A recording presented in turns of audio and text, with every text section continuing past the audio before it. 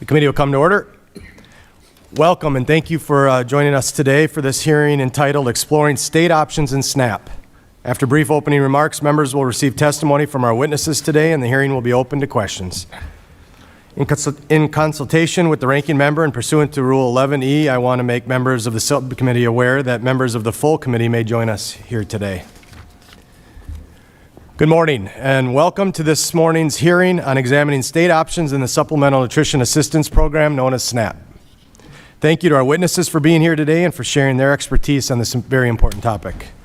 Before getting to the main focus of today's hearing, I want to set the record straight on reforms to SNAP included in the Working Family Tax Bill, or H.R. 1, and dispel some of the false narratives I know we will hear in this room today. First and foremost, H.R. 1 protects and strengthens SNAP's ability to serve our most vulnerable neighbors in need. We are stopping federal and state executive overreach that has eroded once bipartisan work requirements for able-bodied adults without young children. We are finally creating real accountability incentives for states with high payment error rates, which I will remind everybody hurts the participants first and foremost. And we are protecting the hardworking American taxpayer who has been footing a $100 billion annual SNAP bill that increased by close to 70% in 5 years. No one in this room should be defending $10 billion a year in federal SNAP benefits going out the door incorrectly. Nor should they defend 40% of able-bodied adults without children on SNAP living under state waivers of work requirements without the economic conditions to warrant them. But this was the status quo before H.R. 1. The facts are that this program was on an unsustainable trajectory and H.R. 1 is putting it back on a better path. SNAP must be based on the goal of reaching nutrition independence, financial independence, and the American dream. I also need to address the ongoing fear-mongering by some of the leaders in my home state of Minnesota about the Working Families Tax Cuts bill and how they will affect and impact our counties. Minnesota, along with 9 other states, has chosen to administer SNAP at the county level. In fact, this is one of several state options that Congress allows. I want to be very clear and set the record straight. States are not required to push SNAP costs, neither administrative nor potential benefit cost, to the counties. In fact, in 6 of the 10 county-administered states, the state government shares the SNAP administrative expenses with the counties. In one state, the state covers the entire cost of the SNAP administrative expenses. So despite what local officials may be hearing from their governors, the states have a shared responsibility to prioritize and invest this critical nutrition program, and there is a precedent for it. This morning, I sent a letter to my governor, Governor Walz, urging him to re-examine his budget priorities, reducing the state's error rates and taking accountability by restoring program integrity. Congress can no longer turn a blind eye to states that mismanage federal funds at the expense of vulnerable families. I would ask for unanimous consent to submit this letter for the record.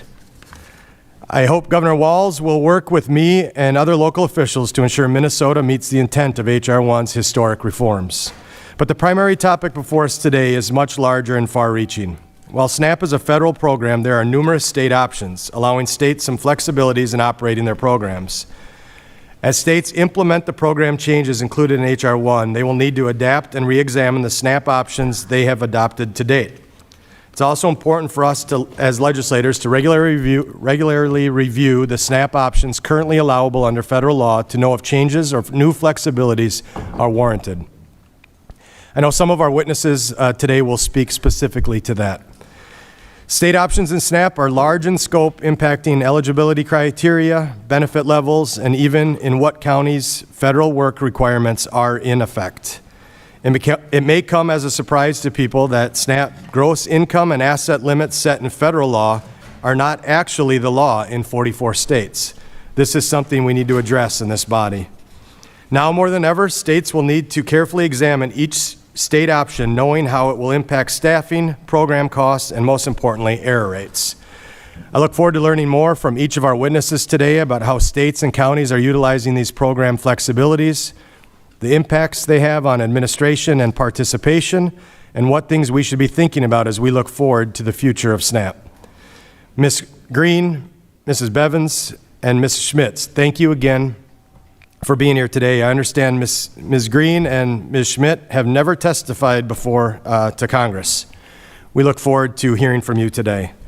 With that, I'd like to now welcome the distinguished ranking member and gentlelady from Connecticut, Mrs. Hayes, for any opening remarks that she would like to give. Thank you, Mr. Chairman. I want to first welcome our witnesses to the very first subcommittee hearing on nutrition and foreign agriculture in the 119th Congress. As the ranking member of this subcommittee, I came to Congress to work. I care very deeply about this issue of food security. And yet, 9 months into the year, 21 weeks into the session of Congress, and 9 weeks after the largest cut to food assistance in the history of our nation, we are finally here to explore state options in SNAP. Unfortunately, the problems our country faced 9 months ago have only been exacerbated by the reconciliation bill passed in July. I've noted that the chair referred to it as the Working Families Tax Cut Bill, or often H.R. 1. I don't know what any of those things are. But what I do know is that the, quote, one big beautiful bill that was passed by Republicans in July has already begun to hurt Americans. Americans are feeling the high food costs, higher rents, more expensive health care, child care, and energy costs. Republicans said that they are looking to address waste, fraud, and abuse. But their one big beautiful bill does nothing to address the actual fraud that is happening right now to SNAP recipients. Criminals are stealing EBT card information and taking food assistance away from those it was intended for. The bill does nothing to address the need to transition EBT cards to more secure chip cards to avoid this type of theft. And it does not address other critical issues within SNAP, like the need for college students to have access to these programs. Instead, 4 million people, including families with children, senior, veterans, and individuals with disability, will see the food assistance they need to afford groceries cut substantially or taken away entirely, thanks and wholly in part to the One Big Beautiful Bill Act.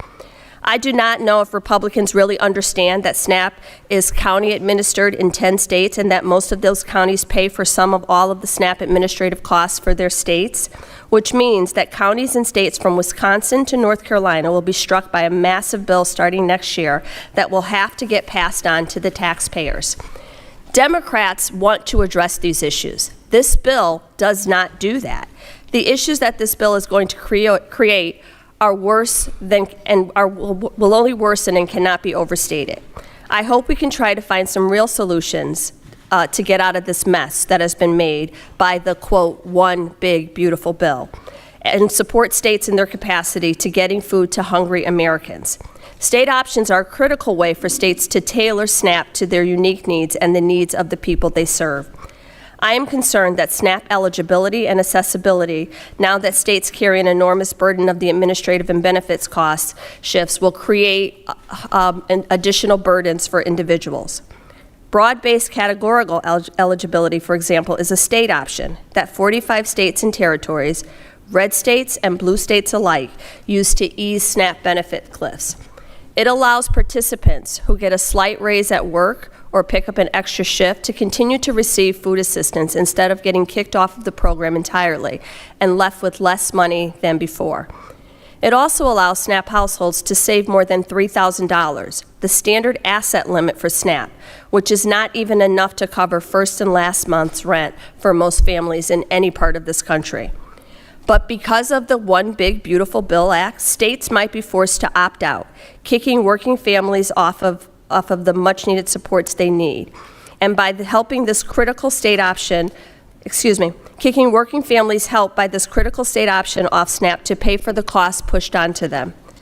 I look forward to this hearing today and to hearing from the witnesses about what state options are most helpful to them and the communities they represent, and how these options may be impacted by the immense financial strain that the One Big Beautiful Bill Act passed by Republicans in Congress this July have put on states and have put our states and counties under, and how they believe this issue should be addressed. I welcome your testimony today and hope that at the end of this hearing we can begin to not only illuminate, outline, but address not only the issue, but come up with some solutions. And with that, I yield back. Thank you, Mrs. Hayes. I would now recognize my friend, the ranking member from Minnesota, Ranking Member Craig, for any opening comments you'd like to make. Thank you, Mr. Finstad. I suspect perhaps that one of the only things you and I are going to agree on today is Skull Vikings, so I will say that just at the start of this hearing this morning. Thank you for allowing me to start the conversation here today, and thank you to our fantastic ranking member of the subcommittee. Thank you to our witnesses in particular. This is the first subcommittee hearing of this Congress. You heard me right. The first subcommittee hearing on nutrition and foreign agriculture. Yes, there were no subcommittee hearings before my colleagues cut food assistance by $186 billion through the Republican budget earlier this year. And my colleague on the other side of the aisle just called it a name that I don't even recognize the bill. It wasn't the name of the bill. It's appropriate that we are serving on the Ag Committee, that I'm the ranking member of the Ag Committee, but you cannot put lipstick on that pig of a bill, and the American people know it. We cannot talk about state options without putting them in the broader context of that partisan process, which resulted in a massive unfunded mandate onto states and counties, including in my home state of Minnesota. I met with Minnesota SNAP administrators here last week in D.C. Counties in my state are wondering how they'll successfully make the programmatic changes demanded by the Republican budget, while also cutting staff due to the major reduction in administrative funding. A reduced workforce also makes it harder to participate in state options that make program operations more effective and efficient. The combinations of added red tape and paperwork, program changes, and fewer staff create a perfect storm that will send states' error rate upward, putting states at risk of being fined millions of dollars by the federal government. In effect, Republicans cut their resources and then punish them when overworked staff make more errors administering an increasingly complicated program. None of these changes help reduce hunger in our communities. Seniors who rely on SNAP to stay healthy and live independently, parents who use SNAP to keep their children fed, veterans struggling while finding stable housing or employment who use SNAP to keep food on the table do not benefit from states being intentionally overwhelmed and under-resourced by a partisan budget that provides tax handouts to the already rich. Minnesota uses a number of options: standard utility allowances, a county-administered structure, and broad-based categorical eligibility, to name a few, to tailor the program to our state's needs, to help our neighbors and help keep our communities fed. Ohio recently joined Minnesota and the 44 other states using broad-based categorical eligibility. Last June, they opted in to, in their words, create a sliding scale that encourages people to earn more by slowly reducing their benefits as their income grows, providing an incentive to accept promotions and pay raises knowing that they won't immediately lose benefits. Lawmakers in Alaska also recently passed legislation opting into broad-based categorical eligibility, specifically to help with their error rate and speed up application review timelines. When this change went into effect a couple of months ago, an Alaska Department of Health spokesperson said it will, quote, result in faster, more streamlined eligibility determinations for many households, which will improve timeliness and reduce the risk of errors associated with incomplete or delayed documentation. State options are common sense policies that help SNAP reach those who the program was designed to help: people struggling to feed themselves and their families, the elderly, the disabled, veterans, and families with children. Exercising the options given to states to administer SNAP in ways that meet the needs of residents is not fraud, waste, or abuse. It is humane food assistance policy. The Republican budget has already made food more expensive for millions of Americans. Undermining or restricting state options will only serve to take food away from more people. We should be looking for ways to ensure SNAP remains available to every American when they need it, not making it harder and more expensive for states to administer it. Thank you again to the chairman and ranking member for having me join you today, and thank you to the witnesses for joining us in D.C., and I look forward to hearing your testimony. Thank you. The chair would request that other members submit their opening statements for the record so the witnesses may begin their testimony and to ensure that there is ample time for questions. So I'm going to introduce the witnesses here. Our first witness today is Ms. Chloe Green, the Manager of Food and Nutrition Services at the American Public Human Services Association. Our next witness is Mrs. Joy Bivens, the Deputy County Administrator for Health and Human Services of Franklin County, Ohio. She is testifying on behalf of the National Association of Counties. And our final witness is Ms. Korin Schmidt, the Director of Wyoming Department of Family Services. Thank you all for being with us today. We'll now proceed with your testimony. You'll each have 5 minutes. The timer in front of you will count down to 0, at which point your time has expired. And just to give you a heads up, there's a few other committees going on right now, so you'll see members coming and going. Trust me, it's not you, it's us. And we'll be here as much as possible. So thank you all for being here, and we'll start with Ms. Green. Please begin when you're ready.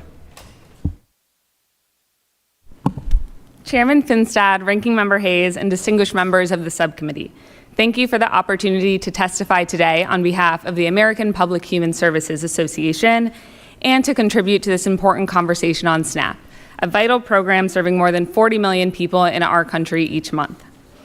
APHSA is the bipartisan nonprofit membership association that for over 90 years has represented state, county, and city human services agencies. Our members represent the executive leaders who report directly to their governors and the subject matter experts who oversee programs like SNAP, TANF, child welfare, and child care.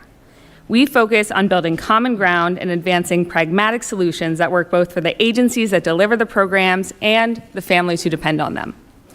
In my role, I lead APHSA's work on SNAP and nutrition policy. I began this work during the onset of the COVID-19 pandemic and worked closely with state SNAP directors through both the emergency response and the unwinding.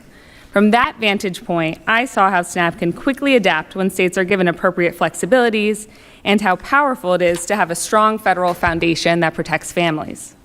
SNAP is, by design, one of the most prescriptive federal programs we have. Congress sets the framework, USDA regulates it, and states must operate within those rules. Eligibility rules, benefit levels, and key components like quality control and payment error rate measurement are all federally defined.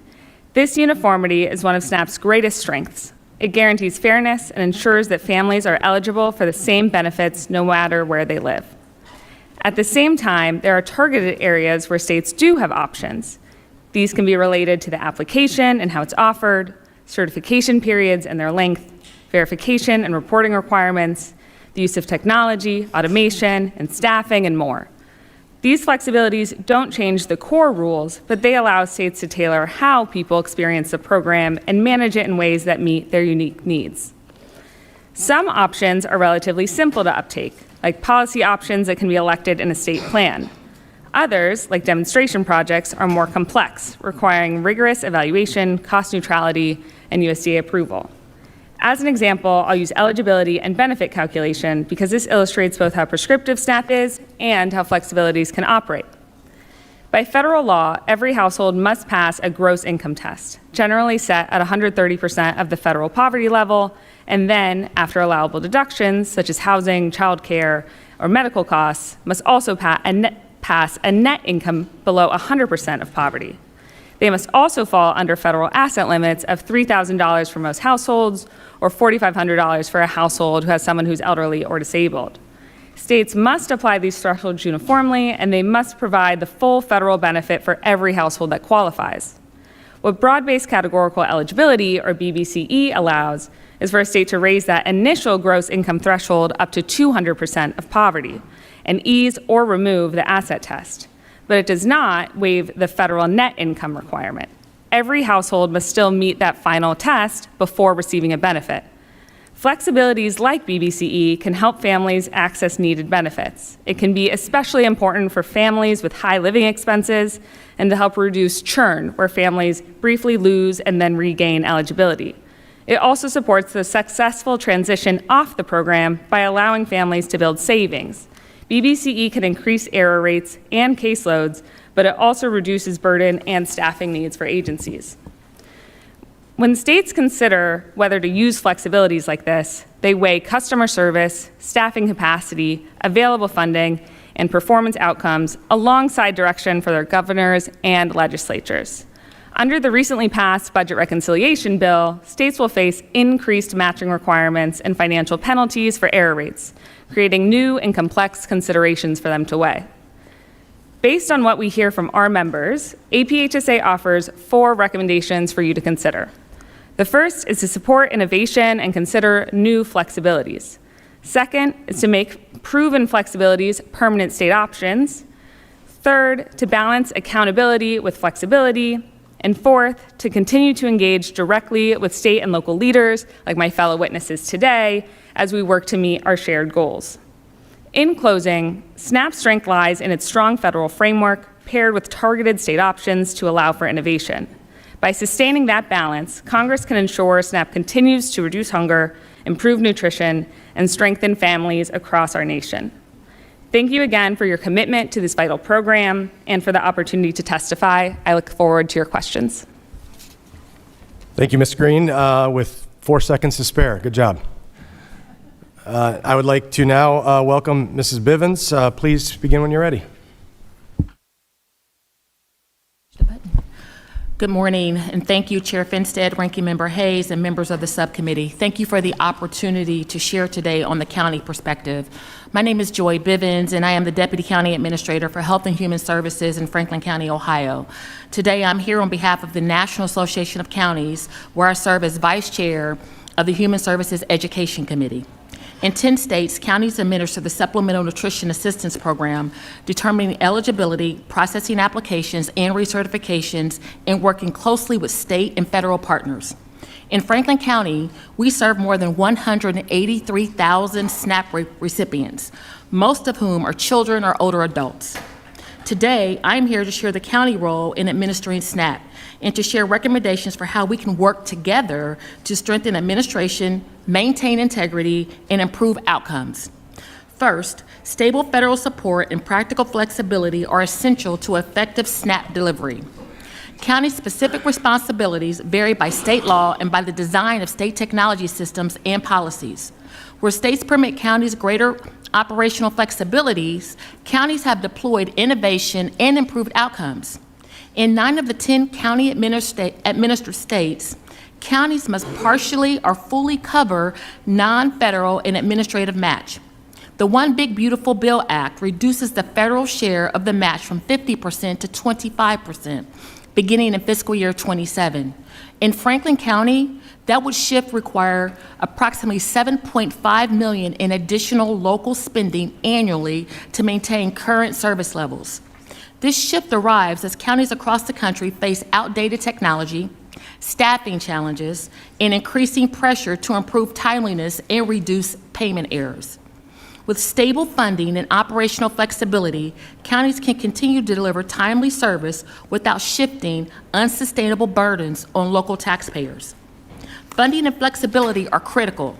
However, proven administrative tools to help counties manage caseloads are also needed to protect program integrity. Broad-based categorical eligibility streamlines applications and recertifications for households already screened through the SNAP program, letting staff spend less time on processing applications. Broad-based categorical eligibility uses a sliding scale to ease the transition off benefits, ensuring working families don't have to choose between accepting a promotion and losing benefits or turning down a better-paying job to take food off the table. The standard utility allowance reduces documentation errors by allowing households to use the flat deduction rather than their fluctuating utility bills. However, recent changes limiting the use of the Low-Income Housing and Energy Program payments to qualify for utility allowance in households without an elderly or disabled member will increase administrative touch points and risk for documentation errors. At the same time, expansions to work requirements for able-bodied adults without dependent populations have dramatically increased monitoring obligations. In my home state of Ohio, we anticipate 17,000 veterans, former foster youth, and people experiencing homelessness will now be subject to work requirements. In order to meet these demands, counties need targeted support to recruit and train staff, which often need more than a year to fulfill proficiency.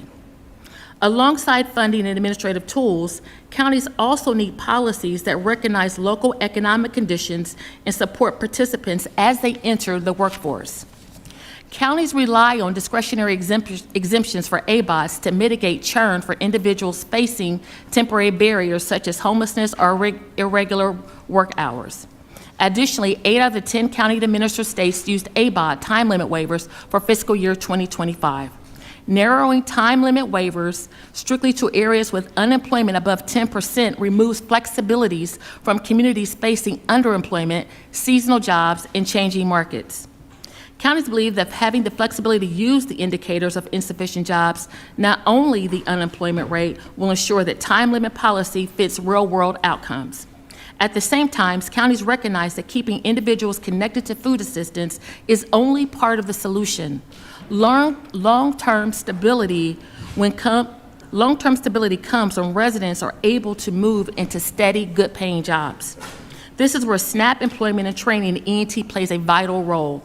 SNAP ENT gives counties a vehicle to help participants build skills, connect to work, but counties face hurdles with complex reimbursements and reporting requirements and expansion. By simplifying these processes, Congress and USDA can help counties add more providers in high-need areas and strengthen local workforce pipelines. Thank you. Thank you, Mrs. Bivens. I would now like to welcome Ms. Schmidt. Please begin when you're ready. Thank you, Mr. Chairman, Ranking Member Hayes, and distinguished subcommittee members. My name is Korin Schmidt, and I'm the Director of the Wyoming Department of Family Services. On behalf of Governor Mark Gordon and my staff, thank you very much for the opportunity to speak to you today. Addressing hunger is a priority for our state, governor, and in particular, First Lady Jenny Gordon. She's a tremendous advocate and has built a strong framework for community support and solutions to feed children and families. Wyoming's population is less than 600,000 people and is considered frontier. The majority of our counties have fewer than 6 people per square mile. This translates into large portions of our population living in low access areas and traveling 10 or more miles to a grocery store. In addition, Wyoming's aging population is growing at the fastest rate in the United States. And even though our younger population is rapidly declining, 1 in 5 Wyoming children are hungry. In our state, SNAP is an integral part of addressing hunger, keeping families together, and elderly people in their homes. Last fiscal year, a monthly average of 13,400 households, making less than $3,380 a month for a family of 4, received a typical food benefit of $386. Of the 28,000 individuals served, 44% were children, 35% were adults, 13% were 60-plus years or older, and 8% were ABODs, able bodies without dependents. Like other small conservative states, we have limited staff responsible for program administration, eligibility determination, and case management. Our SNAP team in the field consists of 92 workers in 28 local offices and 3 program managers who administer the 5 hunger-related programs. Our 12 staff in quality control and fraud protection are essential to maintaining the integrity and credibility of SNAP, whose ongoing support is strengthened by public trust. Given our minimal staffing and focus on cost-conscious governance, the payment error rate has been a primary performance indicator for decades and has been below 6% in the last since 2015. Constrained staffing and resources make us risk-averse, so we approach waiver and policy options with caution. The rate is susceptible to slight changes in policy and casework. Any deviation requires careful consideration. We vet opportunities through small pilot programs, research, and extensive conversations with other states. We look at lessons learned to assess the benefit and risks to program accuracy and integrity, then refined our eligibility processes to balance efficiency and accountability. We also attribute our successes to the strong partnership between our eligibility field workers and our program managers at the state level. The positive relationship between the caseworkers and the program managers allows for frequent and planned communication that promotes honesty and hard conversations. A focus on quality control and fraud detection is critical to maintaining ongoing public support for SNAP. We implemented front-end eligibility, which is a fraud detection tool used at the time of client application. Front-end eligibility allows us to investigate potential fraud before an application is approved and a benefit is issued, thereby avoiding the pay and chase model where we have to go back and collect. In the last 2 years, we've prevented almost $1 million in fraudulent benefit issuance. As states increase their financial contribution, please consider our ability to tailor program and policy changes to meet our needs. The current scope and regulatory structure of waivers and options do not give us the full ability to make sound economic choices on behalf of our clients and residents. For example, Wyoming is facing challenges with our rapidly growing elderly population that will not be able to generate income through work. Wyoming's low-income elderly would benefit from a waiver removing the asset limit for households receiving a Social Security benefit under a designated threshold. As mentioned, whenever policy changes occur, error rates often rise temporarily as eligibility workers adjust to new procedures. We believe a hold harmless period that begins after guidance is issued would allow error rates to stabilize and ensure appropriate and effective implementation. Last, we welcome a dialogue regarding meaningful outcomes that more accurately define a successful program. Error rates are a sound indicator of regulatory and programmatic compliance. However, it is also possible to define success as a family that, as a result of temporary participation in SNAP, achieves self-sufficiency through strong job training and education programs. Thank you again for the invitation and the opportunity to showcase Wyoming's hard work and successes, much of which is due to the hard work of our DFS family. Thank you. Ladies, thank you for your testimony. At this time, members will be recognized for questions in order of seniority, alternating between majority and minority members, and in order of arrival for those who joined us after the hearing convened. You will be recognized for 5 minutes each in order to allow us to get as many questions as possible. I now recognize myself for 5 minutes, and I would like to submit for the record Section 10102 of H.R. 1, which clearly states that people that are medically certified as physically or mentally unfit for employment are not subject to the new work requirements. Ms. Schmidt, I'm going to start with you because you noted in your testimony that Wyoming looks to other states for lessons learned from adopting certain policy options and waivers. Can you give us specific examples of that? Yes, Mr. Chairman. We have a strong network with other states in regard to a lot of conversations with our policy people. So, for example, it was suggested that we entertain a waiver that looks at client statements around assets and client statements around expenditures. As we discussed those options with other states, what we learned is that there are fewer errors surrounding those where we're just talking about assets, but that there was an increase in errors around resources. So through conversations about the pros and cons, implementation of the program, and what they saw as a result, we then therefore decided to go with just accepting statements on client resources, but not assets. That's an example of how we've really looked at the opportunities other states provide. Okay, and you mentioned in your testimony that Wyoming implemented front-end fraud detection tools, front-end eligibility, and that has avoided close to $1 million in fraudulent SNAP benefit issuances in less than 3 years. Can you speak more about the tools that you're using, whether you know of other states that are using the same tools, and how much did it cost your state to implement this strategy? Thank you, Mr. Chairman. The front-end eligibility tool we learned about at a conversation with fraud workers at a conference on welfare fraud. And the cost to start up was about $750,000. We applied for a grant through the USDA and the FNS, Food Nutrition Services. Ongoing costs we think are going to be about $200,000 or less per year. What we learned is that with a front-end investigator, when we have some suspicion that maybe reporting was fraudulent, we then refer it to a person who starts to investigate it from the very beginning before benefits are issued. That really helps to solve the problem of going after benefits if there has indeed been fraud committed. Not all referrals are fraud. Sometimes they're just mistakes in paperwork, but our review at the front end helps us to avoid that.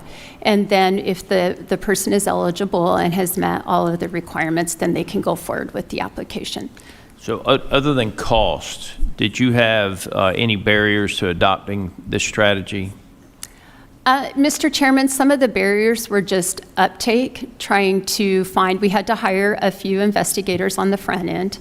So finding, of course, in our state, those folks with experience to do that. We do now have someone who's been with the agency previously, retired, and so that was a nice natural fit. And then the asset verification that we use as part of the program. Okay. Ms. Green, where do limitations exist on the use of technology and even artificial intelligence in SNAP, and how might better use of these tools improve both customer service for the person who needs the SNAP benefits and program integrity?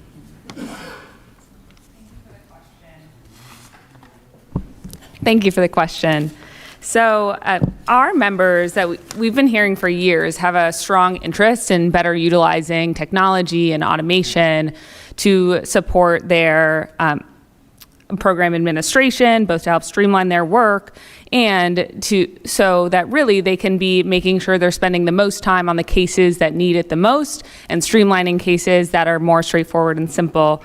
There has been some, although limited, guidance from USDA FNS around the use of automation, citing them as major changes required, which should, in practice, mean that a state can submit a request and then they be acknowledged and therefore approved by FNS, although we've heard from several of our members that there have been a lot of delays in response from USDA or a lot of questions that have delayed the implementation to be able to use automation. Additionally, USDA has defined automation or bots as non-merit staff, which then has additional limitations to what they can actually do in a SNAP case. Ms. Bivens, I'm going to come to you for the same question. Limitations on the existing use of technology and artificial intelligence in SNAP. Do you have any comments on that subject? Thank you, Mr. Chair. I would say that, because of our outdated technology system to even process the current cases that we have, we are still working to implement new systems, but unfortunately, those are costly. We look for opportunities to leverage technologies, not just to process cases, but to also save taxpayer dollars. But unfortunately, again, due to restricted budgets, it prohibits us from being able to look at what can be advanced and what is approved from our state partners in order to leverage new technologies. Because as you understand, we are a county administered state, and whatever Franklin County leverages to process cases, the entire state would have to adopt as well. Okay. Ladies, thank you for your testimony. And I recognize Ms. Hayes, the ranking member, for 5 minutes. Good morning. Thank you. I want to note again that there are several attempts made to rebrand this bill before states actually feel the impact of it. But what we are hearing and what people at home are experiencing is that the Republican One Big Beautiful Bill Act has increased the administrative cost share burden placed on states and counties operating SNAP from 50% to 75%. And you're going to have to figure out how to absorb that. The cost share will also apply to states interested in transitioning from the current outdated EBT card technology to EBT cards with chips. Chip cards are one of the best ways we can combat electronic fraud theft, which occurs when criminals skim or clone EBT cards and drain the accounts, leaving families who are depending on that food assistance with nothing. In Connecticut, nearly $6 million in food assistance has been stolen from more than 12,000 households in the past 2 years. Congress gave USDA the authority to reimburse those stolen benefits, so families whose assistance was stolen through no fault of their own would be made whole. However, despite it costing no additional dollars to extend, Elon Musk and the Republican majority in the One Big Beautiful Bill Act stripped that extension and that authority, along with many other bipartisan provisions in the end-of-year spending bill in 2024. Ever since, victims of these crimes have been told there is no help coming if their benefits were stolen. Ms. Bivens, have you seen instances of electronic benefits theft in Ohio? And if so, can you describe how families are impacted by the loss of their benefits and how the increased administrative cost share burden imposed by this bill impacts the ability of states to transition to safer, more secure cards? Thank you, Ranking Member Hayes. And yes, we have seen this in Ohio. Initially, when it first occurred, we received hundreds of phone calls, and there was, support in order to reimburse. But there was a cutoff for those residents in order to receive the reimbursement for food. And since that has taken place and there's no longer that support in place, if I can bring, for the empty chairs in the room, I look at the empty chairs and I think about the residents in Franklin County that receive SNAP and the ones that we're talking about right now. There's no help. So when they call, we're not able to assist them in order to, refuel their card. And what it has caused is it's a lot of frustration. We have grandparents that are taking care of grandchildren because of the kinship issue that we are experiencing right now.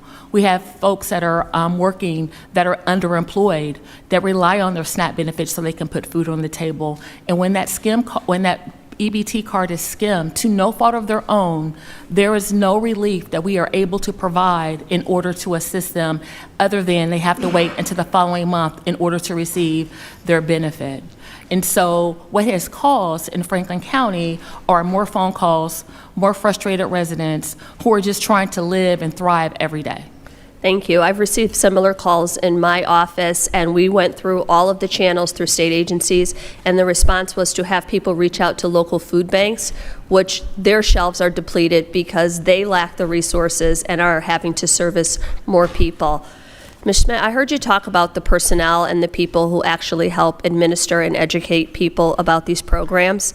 In May, I introduced the SNAP Administrator Retention Act, which allows states to receive 100% of the administrative personnel cost associated with hiring and retaining merit staff who carry out SNAP programs. I heard you say you had to bring someone back out of retirement to help with this.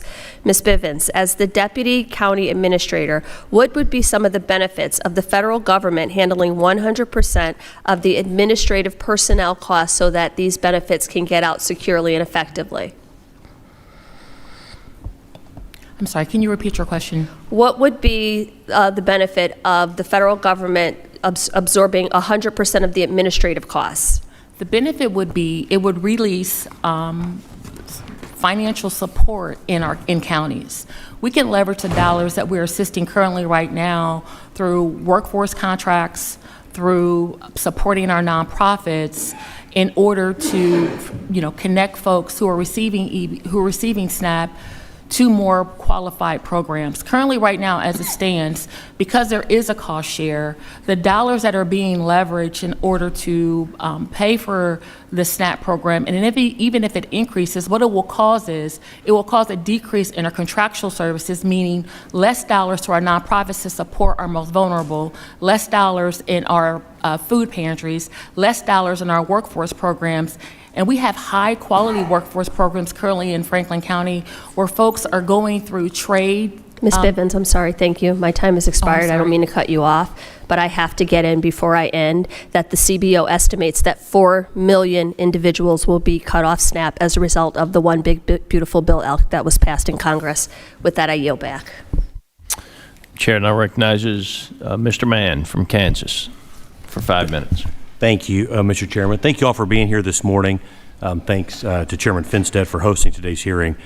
I appreciate the opportunity we all have here today to discuss and examine the role that states and localities have in administering the SNAP program.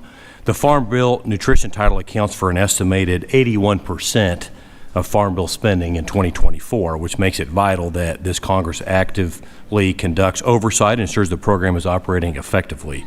States and localities play a key role in administering the SNAP program on behalf of the federal government. While it's important to maintain this flexibility, there must also be accountability for high error rates that prevent benefits from being directed to our most vulnerable populations.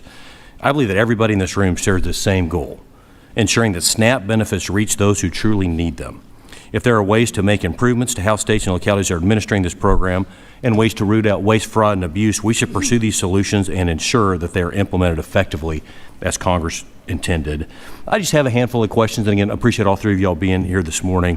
First for you, Ms. Green, you mentioned in your testimony that using BBCE, states can confer SNAP eligibility to households who receive non-cash TANF benefits. From the USDA website, it looks like almost every state that uses BBCE considers brochures, pamphlets, 1-800 numbers as TANF benefits. How does this policy actually practically work? And do states simply hand someone a brochure that has been funded with TANF dollars and confer category SNAP eligibility, or is there more to it than that? Thank you for the question, Representative. So in states, TANF is a block grant, so they can operate their TANF program differently as opposed to how SNAP is more prescriptive, as we have been talking about today. And so because of that, I can't tell you exactly how it works in every state, and I'm not working there on the ground. But I do know that what happens is, or what can happen is that when someone qualifies for a benefit, they can receive a pamphlet in the mail, for example, or in an office. And then if they go to apply for SNAP, they have to show that they have received that in order to then be able to use the BBCE benefits, such as above to 200% gross, or the increase or waiver of the asset limit. Thank you. Next question for you, Ms. Schmidt. In your testimony, you spoke about bringing field and program leadership together every month, which is something that sounds like that you do. It seems like practically everyone should be doing that. But what have you discovered in these meetings, and can you point to improvements that wouldn't have happened otherwise? Thank you, Mr. Chairman and Representative. The conversations get very technical, and it's through those technical conversations then that both the field and the program managers can understand maybe strategies that are going to be more appropriate.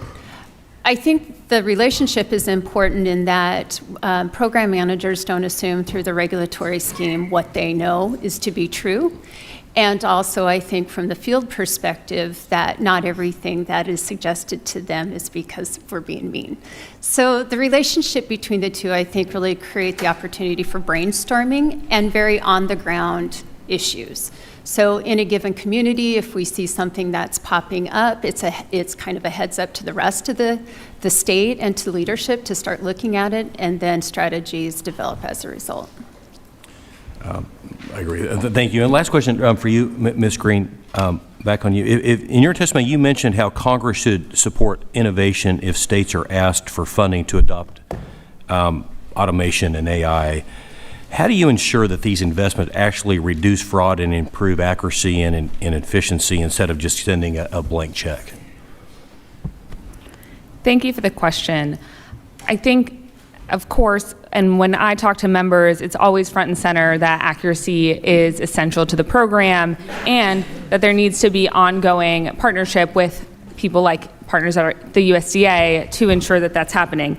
In things like demonstration projects, when they're used, they do require rigorous evaluation for the state and separate quality control measurement of cases that are impacted to be able to measure things like fraud. Really, when I'm talking about supporting innovation, it's that states do want to try new things, but we need to not let perfect be the enemy of the good in preventing them from even trying new innovations because of how strict different requirements are. Yeah, great. Well, thank you again for being here, and with that, Mr. Chairman, I yield back. All right, I now recognize Ranking Member Craig for 5 minutes. Thank you, Mr. Chairman. You know, what I've learned here in my short time in Congress is that everything that happens in those closed-door House conferences, whether it's the GOP or Democrats, it always leaks. And so what I'm noticing here this morning in the subcommittee hearing is really a reflection of what happened in a House GOP conference, where Lisa McClain is pushing my colleagues to hit the new, quote-unquote, working families messaging. Well, I've just been sitting here brainstorming here all by myself. I would invite the rest of America to help me brainstorm. But how about we rebrand some of this language to the wealth transfer from working families? How about we call it the higher healthcare costs for working families budget? How about we call it the more Minnesotans go hungry budget?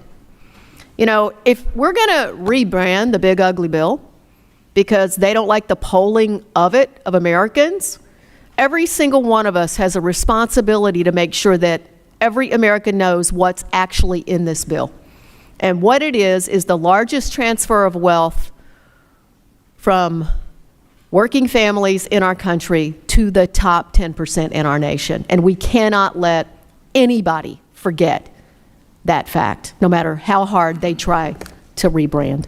So, Mrs. Bivens, thank you so much for being here. And as you know, Ohio and my home state of Minnesota are two of the 10 states that opt to delegate administration of SNAP to their counties, right?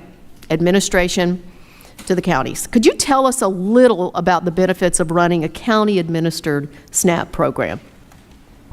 Thank you so much. Running a county-led SNAP program allows more accessibility for our residents who actually live in communities. Our current Job and Family Services are embedded in communities where residents actually live, and they have more accessibility. And what it allows for us to do is to make direct referrals to nonprofits, faith-based organizations, workforce partners, boots on the ground with residents having the direct opportunity to either walk into a building or intersect with us on one of our mobile units or also on one of our Wonder offerings. You're bringing it straight to the communities. And so in 9 of the 10 county-administered states, counties pay for some or all of the non-federal share of administrative costs. Is that right? And can you share how much counties in Ohio are expected to contribute toward administrative costs? And how will the drop in reimbursement rate for administrative costs from 50 to 25% impact Franklin County and other counties that are in similar positions? So with the change that is upon us, we are anticipating and increasing our share costs to an additional $7.5 million on top of what we already are expensing. And what that will do is, I will say that our Franklin County Commissioners are very generous and very forward-thinking in leveraging taxpayer dollars and leveraging sales tax dollars, I should say, to partner with nonprofits and workforce partners to find opportunities for higher wage jobs for residents. And so what do I mean? I mean that we invest in trade schools, we invest in CDL training, we invest in the livable wage jobs with those discretionary dollars that we're able to use. If we are to increase our shared cost, those dollars that we invest in those other opportunities, including the nonprofits, will diminish, and we will provide less offerings to the residents who are underemployed. Yeah, it's just extraordinary, the impact on counties, and that doesn't even get to a state like mine where the cost shift is actually going to be to the counties. It's going to result in tax levies. Yes. My counties, it doesn't matter what side of the aisle my county commissioners are on, they're up in arms about this cost shift that the federal government is delivering to them. And in my home state of Minnesota, taxes are going to go up at the county level because of what my colleagues across the aisle have done here today. Let me get to my last question then. USDA has repeatedly said it would work with states and provide technical assistance as they work to implement the big, ugly bill. Yet I'm hearing from states that this hasn't been the case. In fact, last week, Pennsylvania sent a letter to the chairman stating that they have not received any technical support, that their pre-existing standing monthly calls have been canceled, et cetera. Has Ohio, Ms. Bivens, gotten the answers it needs to implement the provisions that went into effect 2 months ago?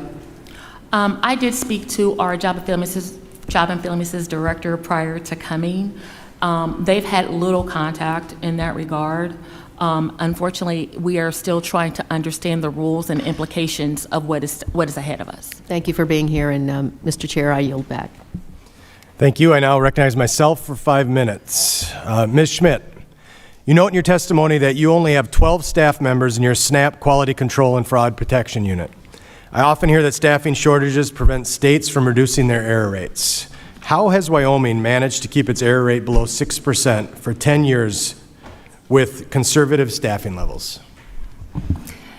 Thank you, Mr. Chairman. Our SNAP program has a very robust continuous quality improvement component to it.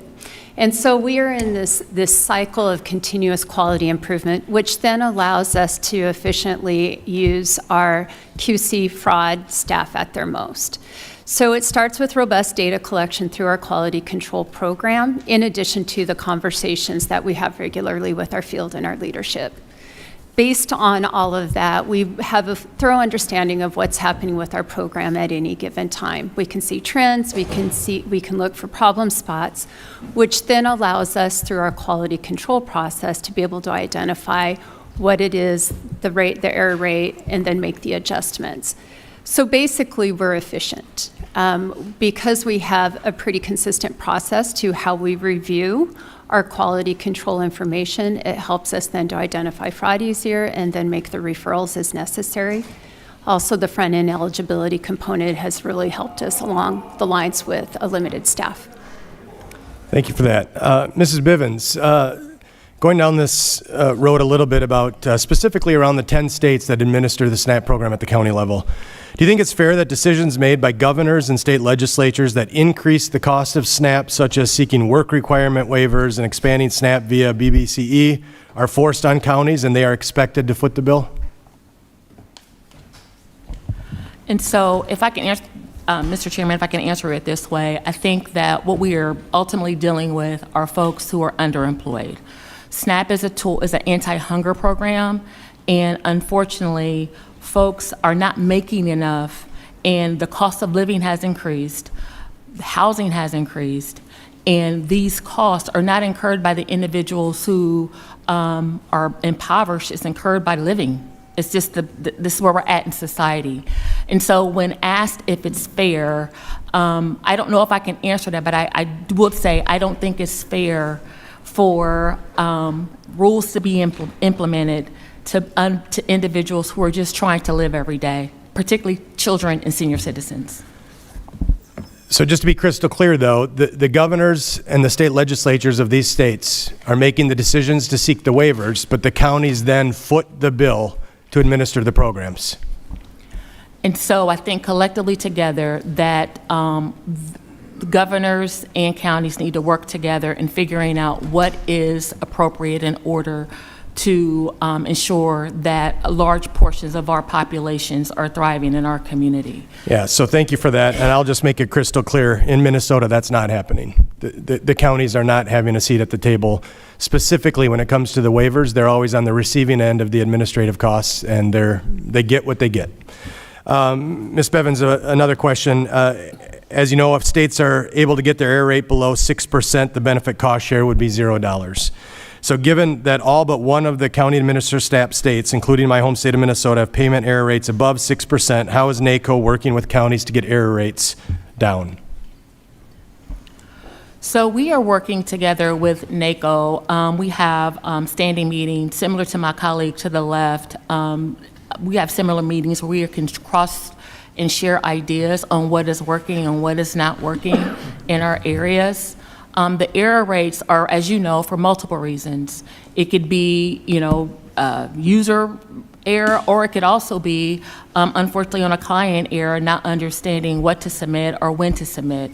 So as we're working with NACO, we are working in exchanging ideas from some of our colleagues from across the nation on what we can adopt and deploy in Franklin County that will work to decrease our error rates. Thank you for that. I appreciate your time this morning. I will now go to Mr. McGovern. Thank you, Mr. Chairman. And given what's transpired in this Congress, I just feel like I need to say a few things. And I think states have no clue about what's about to hit them. And to my Republican friends, in July, you guys passed your big, ugly bill making the largest cut in history to America's anti-hunger programs. And now, 3 months later, now you want to hold your very first hearing of the Nutrition Subcommittee? I mean, really? Do you guys even realize how absurd that is? You're supposed to do the hearing before you pass the bill, not 3 months later after it is passed. And I don't know what you expect to learn today. You slash the most important program that helps fight hunger. What do you think is going to happen? This Republican majority has become a giant rubber stamp for the rich. And that's what it's all about for you guys, giving another tax break to CEOs and billionaires. And what's unbelievable to me is that now you guys have the gall to come down here and try to lecture us about how states should be administering food assistance programs. You know what states have the worst hunger? Texas, Arkansas, Mississippi, Oklahoma. You know what these states have in common? They're led by Republicans. You know which state has one of the lowest hunger rates? My state, Massachusetts. California, Pennsylvania, Hawaii, Rhode Island, all places where hunger is lower, all led by Democratic governors. So if you want to talk about outcomes, check the scoreboard. And maybe focus on lowering hunger in your own states before lecturing us about how to administer food assistance in ours. And by the way, didn't Republicans used to claim they were for states' rights? States' rights, my foot. One of the reasons we do better in Massachusetts is because we take full advantage of a state option called categorical eligibility. It's a fancy term for the idea that working families shouldn't get punished for earning a few extra bucks or saving a little bit for an emergency when it comes to food assistance. Categorical eligibility makes sure SNAP is a bridge, not a trap. So if someone is working hard but is still struggling, making, say, $30,000 a year, they can still get some food assistance in Massachusetts. In Mississippi, that same person would be cut off at $20,000. You get no benefits in Mississippi. You'd have $20,000 a year to cover rent, utilities, health care, and food. And that is the recipe for keeping people in poverty. And I know you guys are obsessed with error rates because you want to imply that SNAP is a wasteful program. We hear it over and over and over again in this committee. But what about the error rates when it comes to the Pentagon? This week, Congress is advancing an NDAA bill that sends nearly $1 trillion to the Pentagon, and not a peep for most Republicans about sending $1 trillion to an agency that spends $1,500 for a coffee cup. But when it comes to food assistance for poor people, all of a sudden Republicans are up in arms about error rates. I mean, give me a break. And by the way, I'm glad someone from Wyoming is here to talk about how to reduce error rates. 200,000 more people live in my congressional district than in the entire state of Wyoming. And Wyoming spends $100 a person on administering SNAP. That's the most in the nation. So if the point of this hearing is to imply that other states should have the same error rate as Wyoming, you're going to need to double or triple how much this country spends on food assistance, not slash food assistance like you did in this big ugly bill. And you know what? With all due respect, the number I look at isn't just the error rate, it is the hunger rate. We live in the richest country in the world, and it is a moral outrage that we have hunger, and that's what we should be talking about in this hearing. And instead, you guys are using this excuse, again, to once again attack and demonize SNAP and to cover up how your big ugly bill is going to screw over poor people. Because of the big ugly bill, we're going backwards on hunger. We are going to have more families struggling to keep food in the fridge, more hungry kids, more red tape for working parents who are just trying to cook a healthy meal for their kids. And it's also that Republicans can hand another round of tax breaks to the CEOs and billionaires. It's a national disgrace, and instead of this hearing, we should be holding a hearing on how to end hunger. This subcommittee and this committee should lead that effort. Instead, Republicans are doing the opposite. Making SNAP better is something that a goal we all share. But that's not what this is about. I mean, we know what this is about. This is about demonizing a program that helps put food on the table for poor people.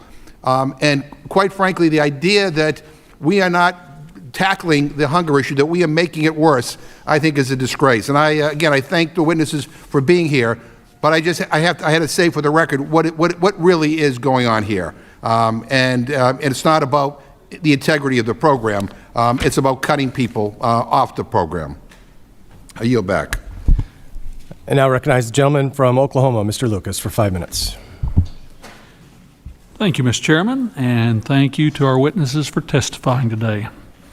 Ms. Schmidt, Wyoming does an exemplary job of administering the SNAP program and has sustained an impressive error rate of less than 6% since 2015. In your testimony, you highlight the need to vet potential opportunities for SNAP expansions through small pilot programs and extensive conversations with other states. Can you share with the committee some of the lessons learned from these pilot programs and conversations with other states?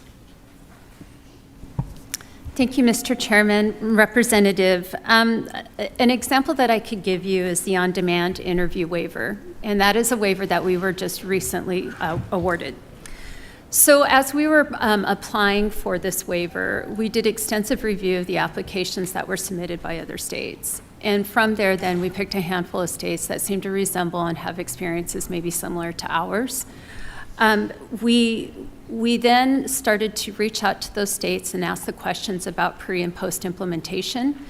Did the waiver actually meet the need that was discussed in their application? Did it have the end result? And then through that, we made some decisions about implementation. And in this case, we did fully implement the waiver and expect to see good results, good returns on that result. And how have those lessons influenced the way you administer SNAP in Wyoming? And pull your microphone just a little closer. I've ridden a farm tractor too much of my life. Thank you. And I'm sorry, could you repeat the question? And how have those lessons influenced the way you administer SNAP in Wyoming? Representative, we are a small conservative state, and we are fairly risk adverse to trying new things because of the potential impact it can have on our error rates. The credibility of our SNAP program is integral to positive public support. So we spend a lot of attention thinking about how it is that the right people who are eligible for these services indeed receive these services.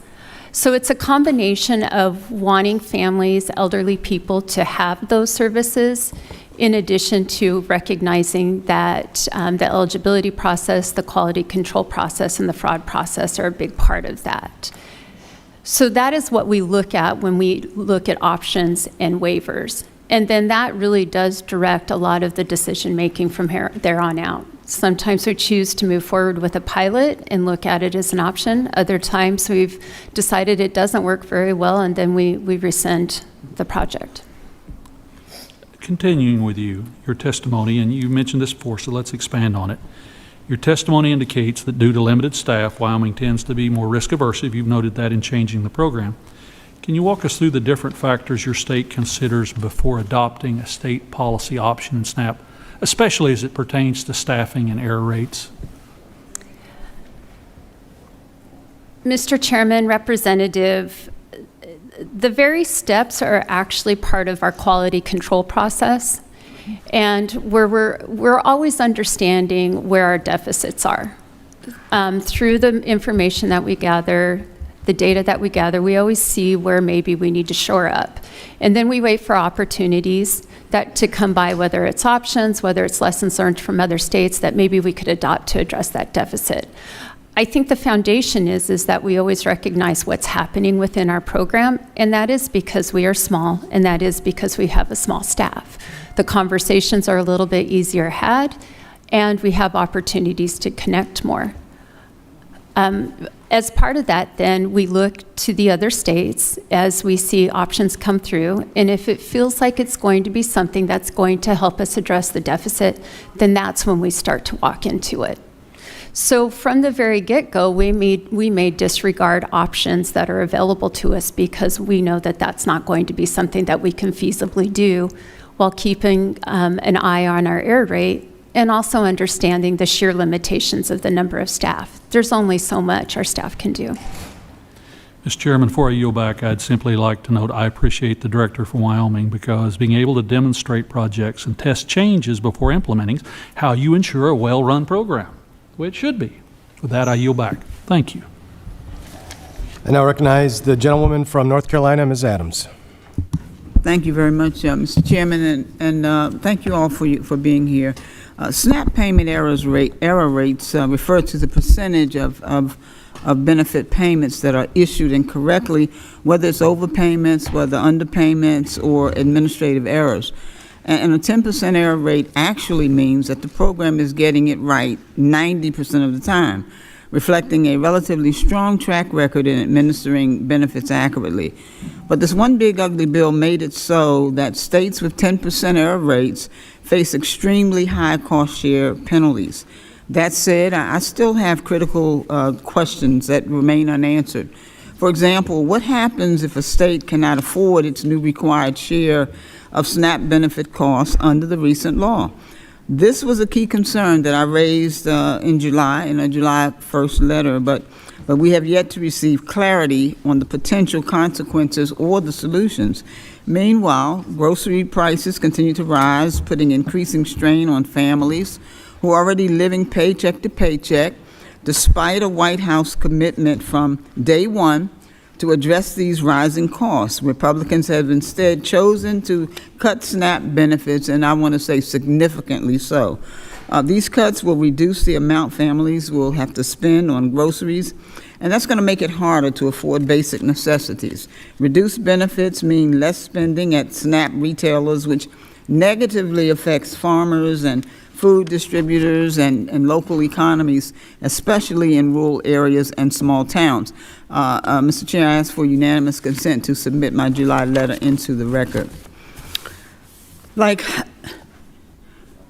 North Carolina, Ohio, and many other states operate under biennial state budgets, meaning their budget cycles are 2 years long, not annual. And this creates major challenges. States are being asked to budget now for costs that they won't even know until October 2027. Combined with other new cost share responsibilities from Medicaid cuts in the One Big Ugly Bill, it puts states in an impossible position.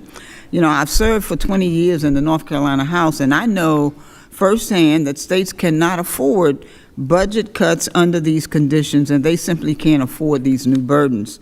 So, Ms. Bivens, since you administer SNAP in a state with a biennial budget cycle, what concerns does this raise for you?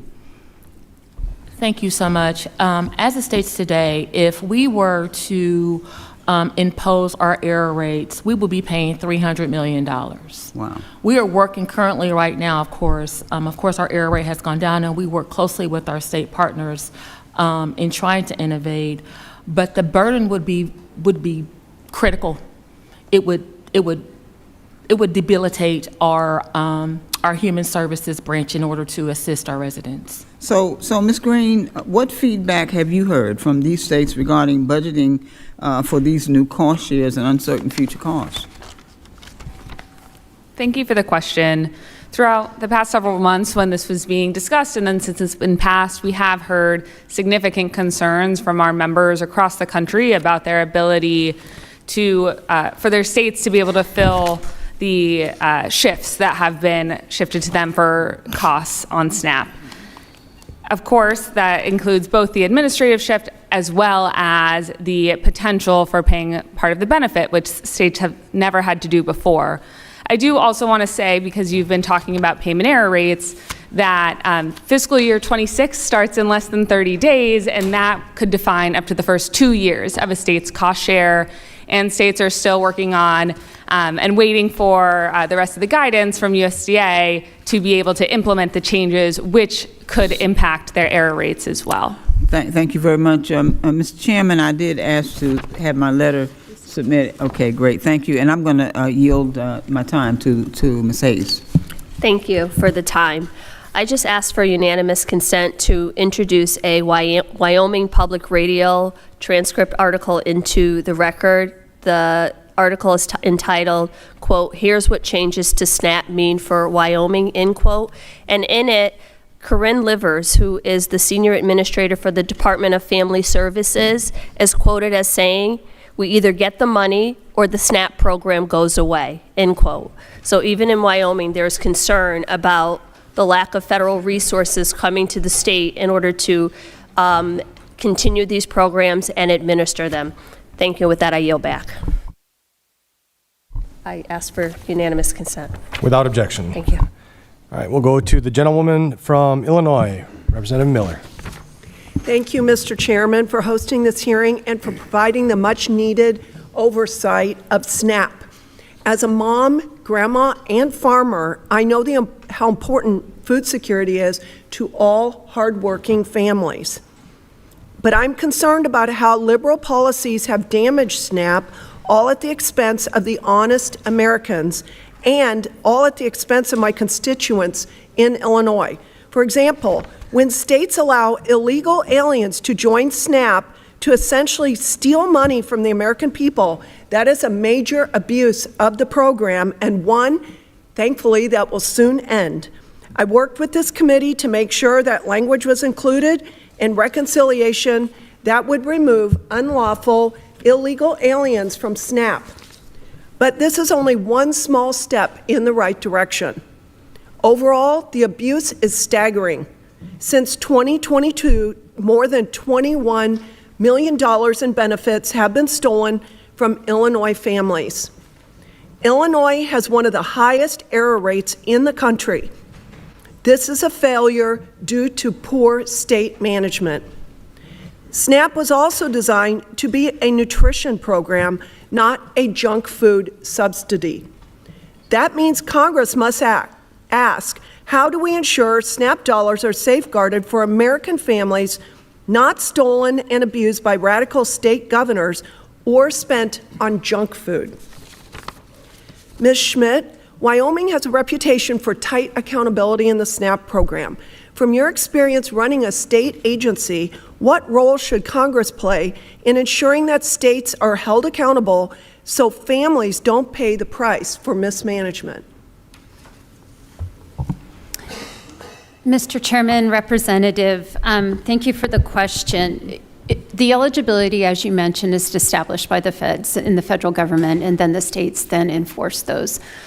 The method that we've chosen to enforce it is to ask for verification proof, a birth certificate, for example, and then we verify that through the Department of Homeland Security's SAVE system. So we have both electronic ways of verification and then physical ways of verification. That's fantastic. Also, Ms. Schmidt, as someone who has had to manage eligibility determinations at the state level, what steps should Congress make to make sure SNAP benefits go to American families first and that states cannot use loopholes like Illinois is using? They don't require the driver's license or a birth certificate to extend benefits to those who should not qualify.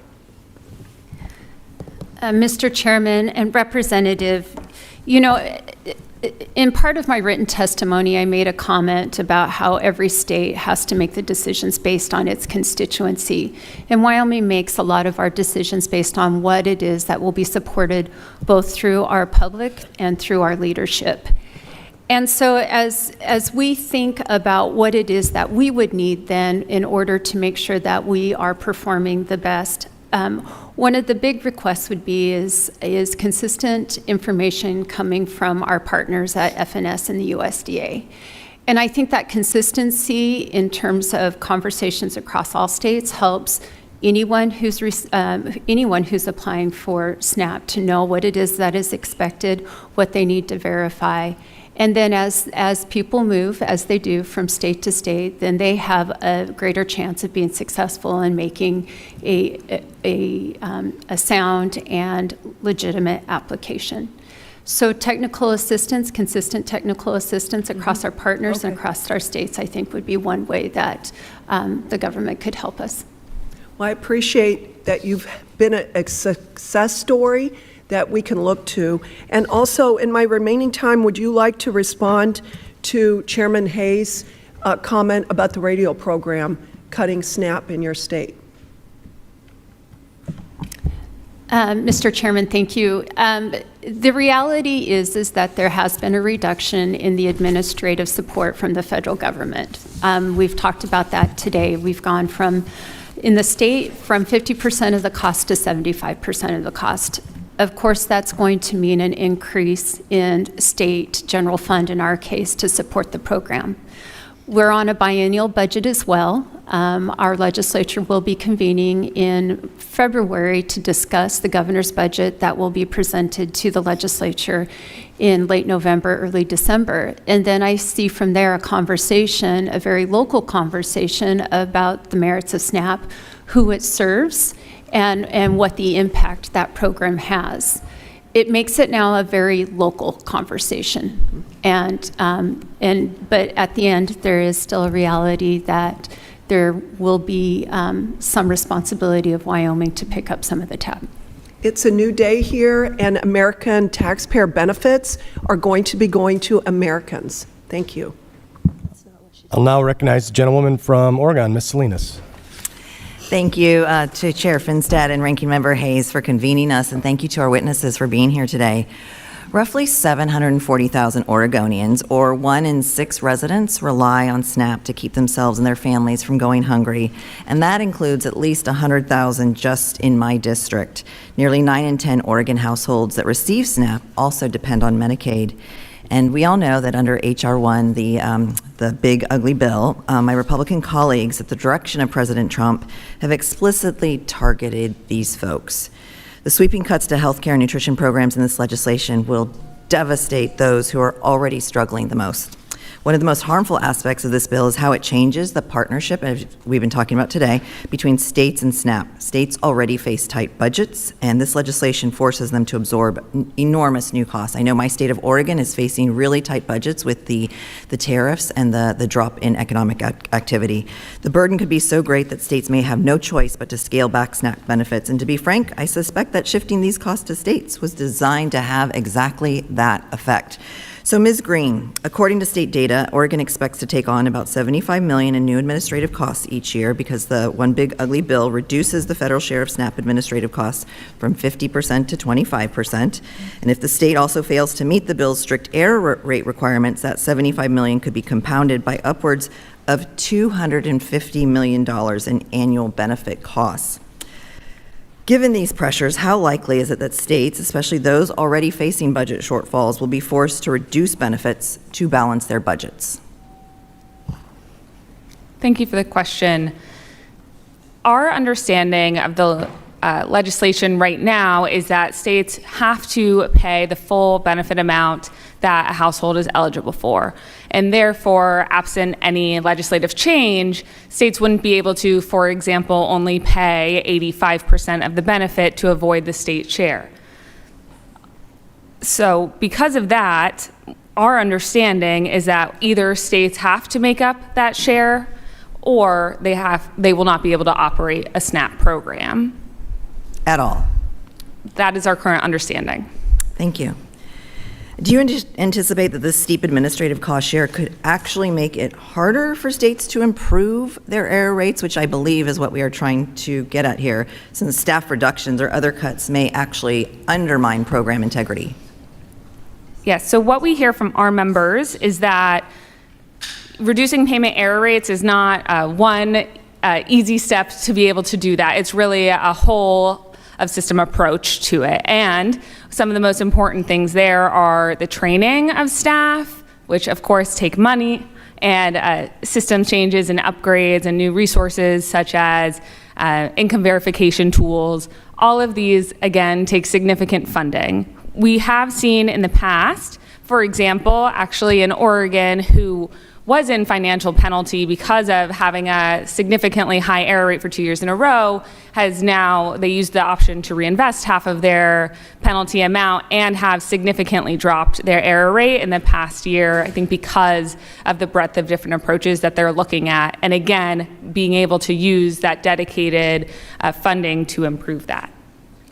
Thank you. And I know we've talked about this today too, but one of the most important flexibilities the states have in administering SNAP is the ability to waive work requirements for able-bodied adults without dependents in areas with high unemployment. Before the passage of the one big ugly bill, states had discretion to grant waivers either for areas with unemployment above 10% or for areas lacking sufficient jobs to provide employment for individuals. Oftentimes, these are in rural areas. The big ugly bill eliminates that flexibility by restricting waivers solely to areas with unemployment above 10%. This year in 2025, Oregon is using these waivers in 30 counties, 30 of our 36 counties and 7 tribal areas. Collectively, these communities have unemployment rates at least 20% higher than the national average. Ms. Bivens, given some of these indicators, do you believe restricting waivers only to areas with unemployment above 10% undermines our ability to respond quickly and effectively during downturns? Yes, I do, and thank you so much. I think that currently right now in Franklin County, our unemployment rate, the last time I checked, it was 5.1%, we don't have a 10% error rate, and that is very narrow for a lot of counties across the country. And so just that indicator alone is very restrictive. Thank you. I yield back. Thank you. I'll now recognize the gentleman from North Carolina, Mr. Harris. Thank you, Mr. Chairman, and thanks to all of you on the panel for your time today and your willingness to come and share. My colleagues today seem to be defending a status quo of expensive policies that aren't ultimately helping hungry Americans. Record high payment error rates, food assistance to illegal aliens and working capable adults, and using loopholes to qualify people for government assistance. But what my colleagues fail to recognize is that the reforms in H.R. 1 that was passed actually, in fact, preserve benefits for the truly needy who Congress intended for SNAP to serve. Now, my home state of North Carolina is unique in the way it administers SNAP benefits. Each of our 100 counties oversees the program rather than a state office. And this model of administration has been singled out today in some of the testimony, and I want to set the record straight for my constituents back home. Ms. Bivens, a question for you, just yes or no. Does H.R. 1 explicitly require that states push the cost of SNAP over to individual counties?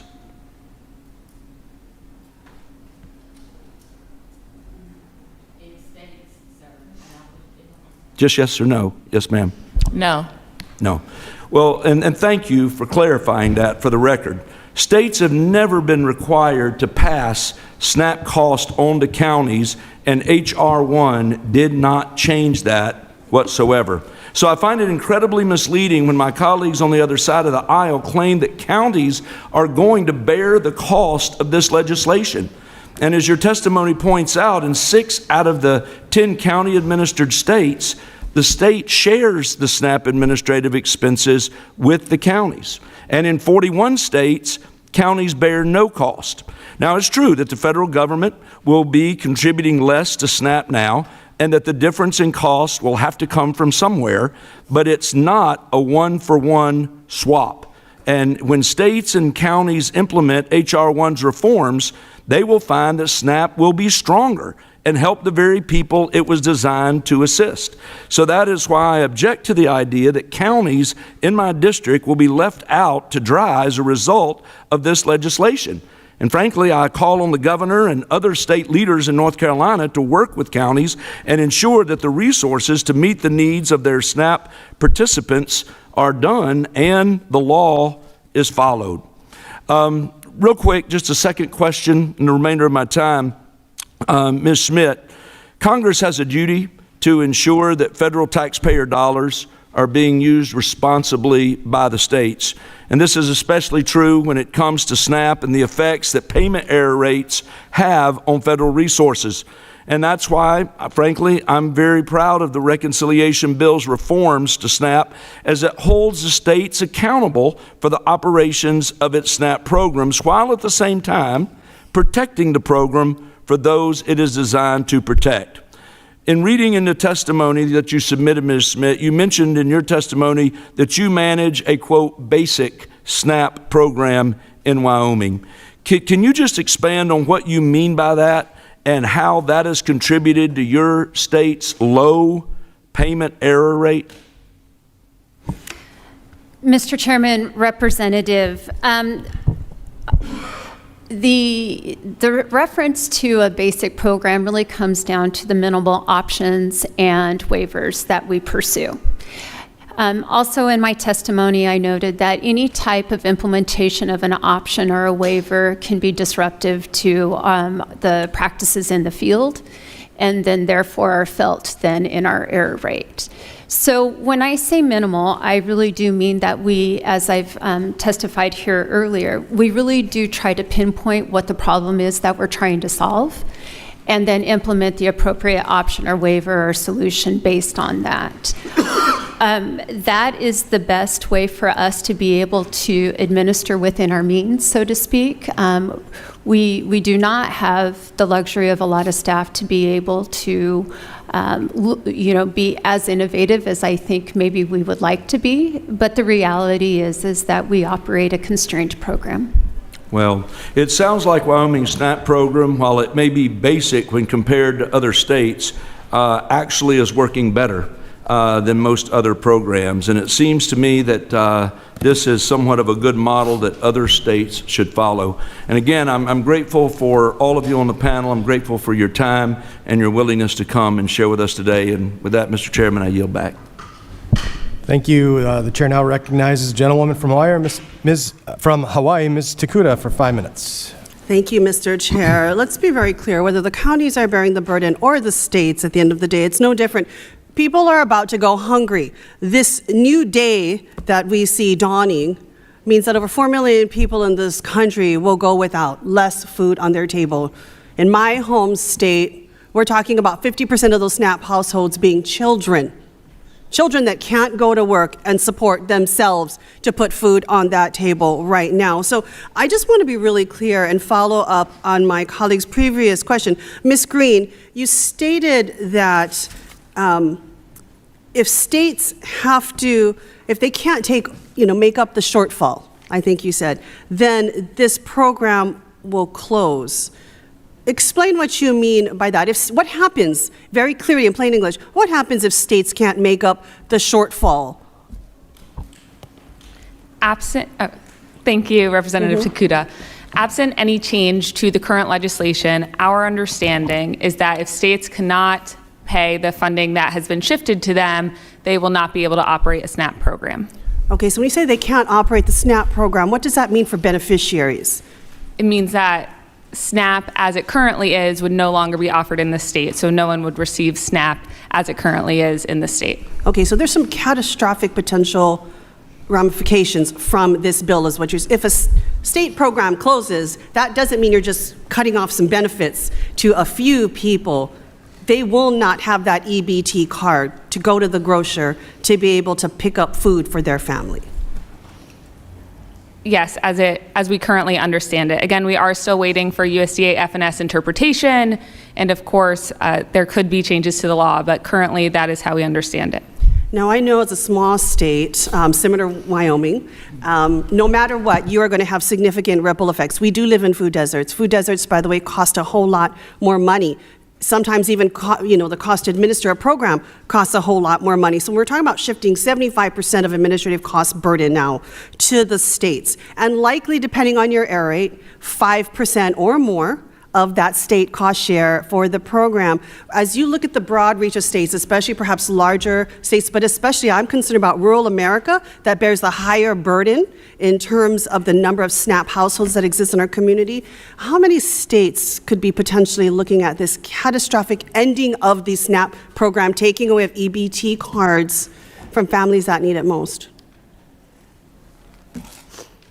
Any thoughts on who can make up that balance? And I'd like you to keep in mind, or anyone can answer this, the fact that we're not just talking about SNAP here. We cut over $1 trillion from Medicaid. We cut a lot of other support services, that states are now going to have to figure out, do I pay for someone to have food on the table, which food is medicine, or do I help to restore or provide some level of health care, especially, again, let's think about rural and remote America, but let's also think about urban America that has a high density, high demand, high need. So are states going to really, how many states are really going to be able to look at covering all these costs versus taking away, as you said, those EBT cards, closing those programs? And we heard those words as well from the transcript that Ranking Member Hayes has put into the record. Closing the program, the SNAP program. Anyone want to take a shot at that? Thank you. I would add, as you're talking about, there are multiple changes, and really when we talk to our members, especially in executive levels and their state agencies, that they will have to be looking at the budget impacts, not just from SNAP, but also with Medicaid. Also, when there were proposals, for example, to cut LIHEAP or other programs within human services. We also know that the eligibility workers, for example, on these programs, in many states operate or work on, SNAP, TANF, Medicaid, and more. So we don't view any of these in a silo. So I appreciate you in raising that. I also want to clarify, because there are two different, large cost shifts that we're talking about. One being the admin costs in increasing the state share to 75%, which is of course a very important change, as well as really the benefits being what we see as the biggest challenge that states would be looking at into whether or not they can operate the program, because that could be, as some examples were shared, hundreds of millions of dollars in a year per state.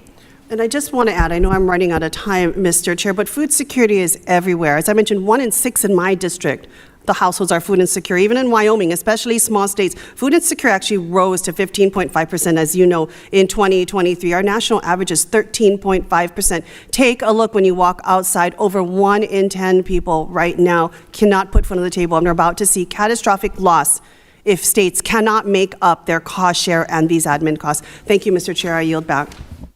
Thank you. I now recognize the gentleman from Wisconsin, Mr. Van Orden. Thank you, Mr. Chairman. Hey, just want to establish some bona fides here. I was raised in abject rural poverty by a single mother, and we had food stamps when it was actually a stamp that you put on a card when you went to the grocery store. I had subsidized school lunches, government cheese, the whole thing.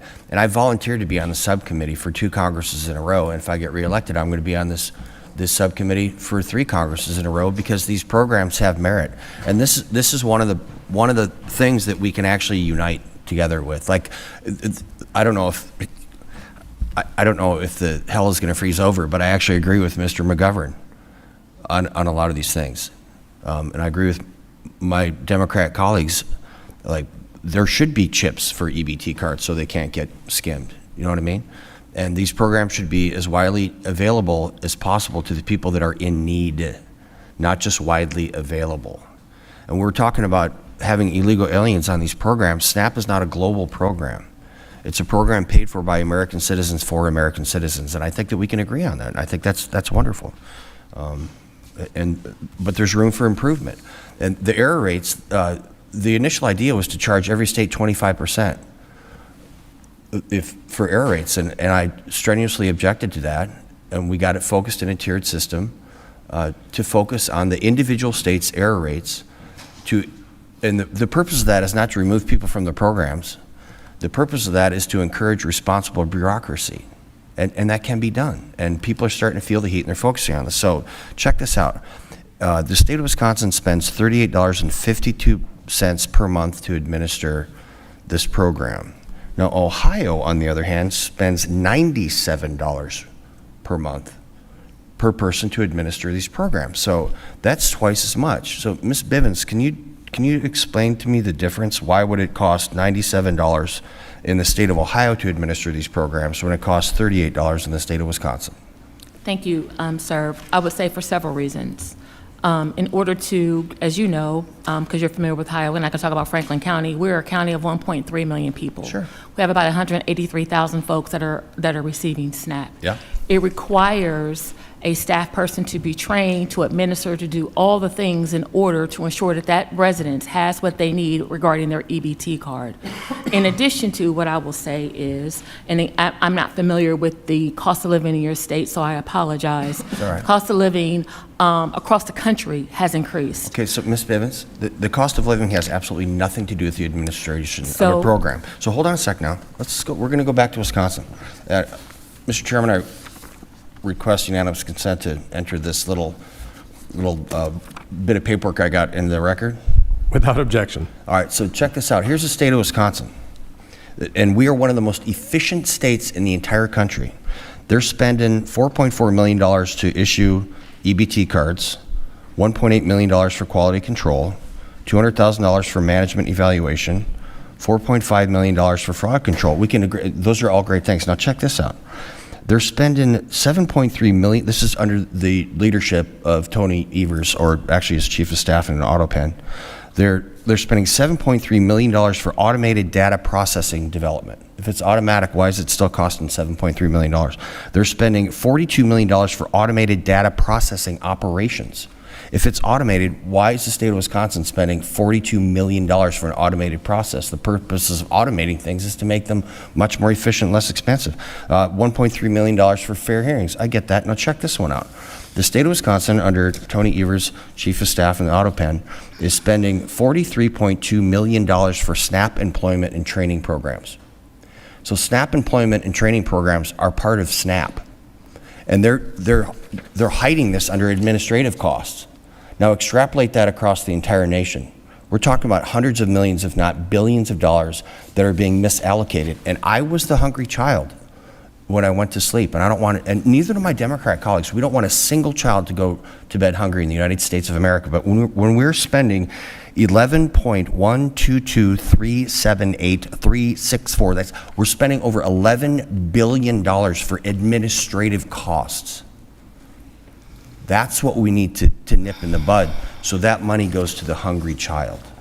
And that's what we're trying to get at. There's no viciousness here. We want every single person who needs food assistance in this country to receive it.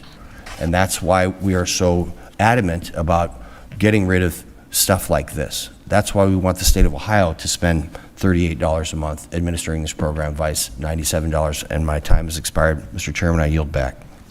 Thank you. I now Mr. recognize Chairman? the Excuse me. gentleman from... Mr. Chairman? Can yes. we ask the gentleman to share with us what the document was? Oh, yeah, We I'm just sorry. shared that it was pieces of paper. I don't know if you typed that. What is the document? Mr. Chairman, can I respond? I speak Wisconsin, so I knew what he was saying, but go ahead. So, Madam Ranking Member, what this is, it comes from the Wisconsin Department of Human Services, and it is their grid provided to us as far as the breakdown of the administrative costs. So, Mr. Chairman, I ask you unanimous consent if I can enter into the record the paperwork from the Wisconsin Department of Human Services that details out the administrative costs of the SNAP program. Thank you. You're welcome, ma'am, and thank you for clarifying that. All right, I now recognize the gentleman from Alabama, Mr. Figurs, for 5 minutes. Thank you, Mr. Chairman. And let the record reflect that Mr. Van Orden has agreed to work with us to get the chip cards in place, and so we are going to do that. I think that's common sense. It's something that's costing real money. It's really costing real money and having negative effects.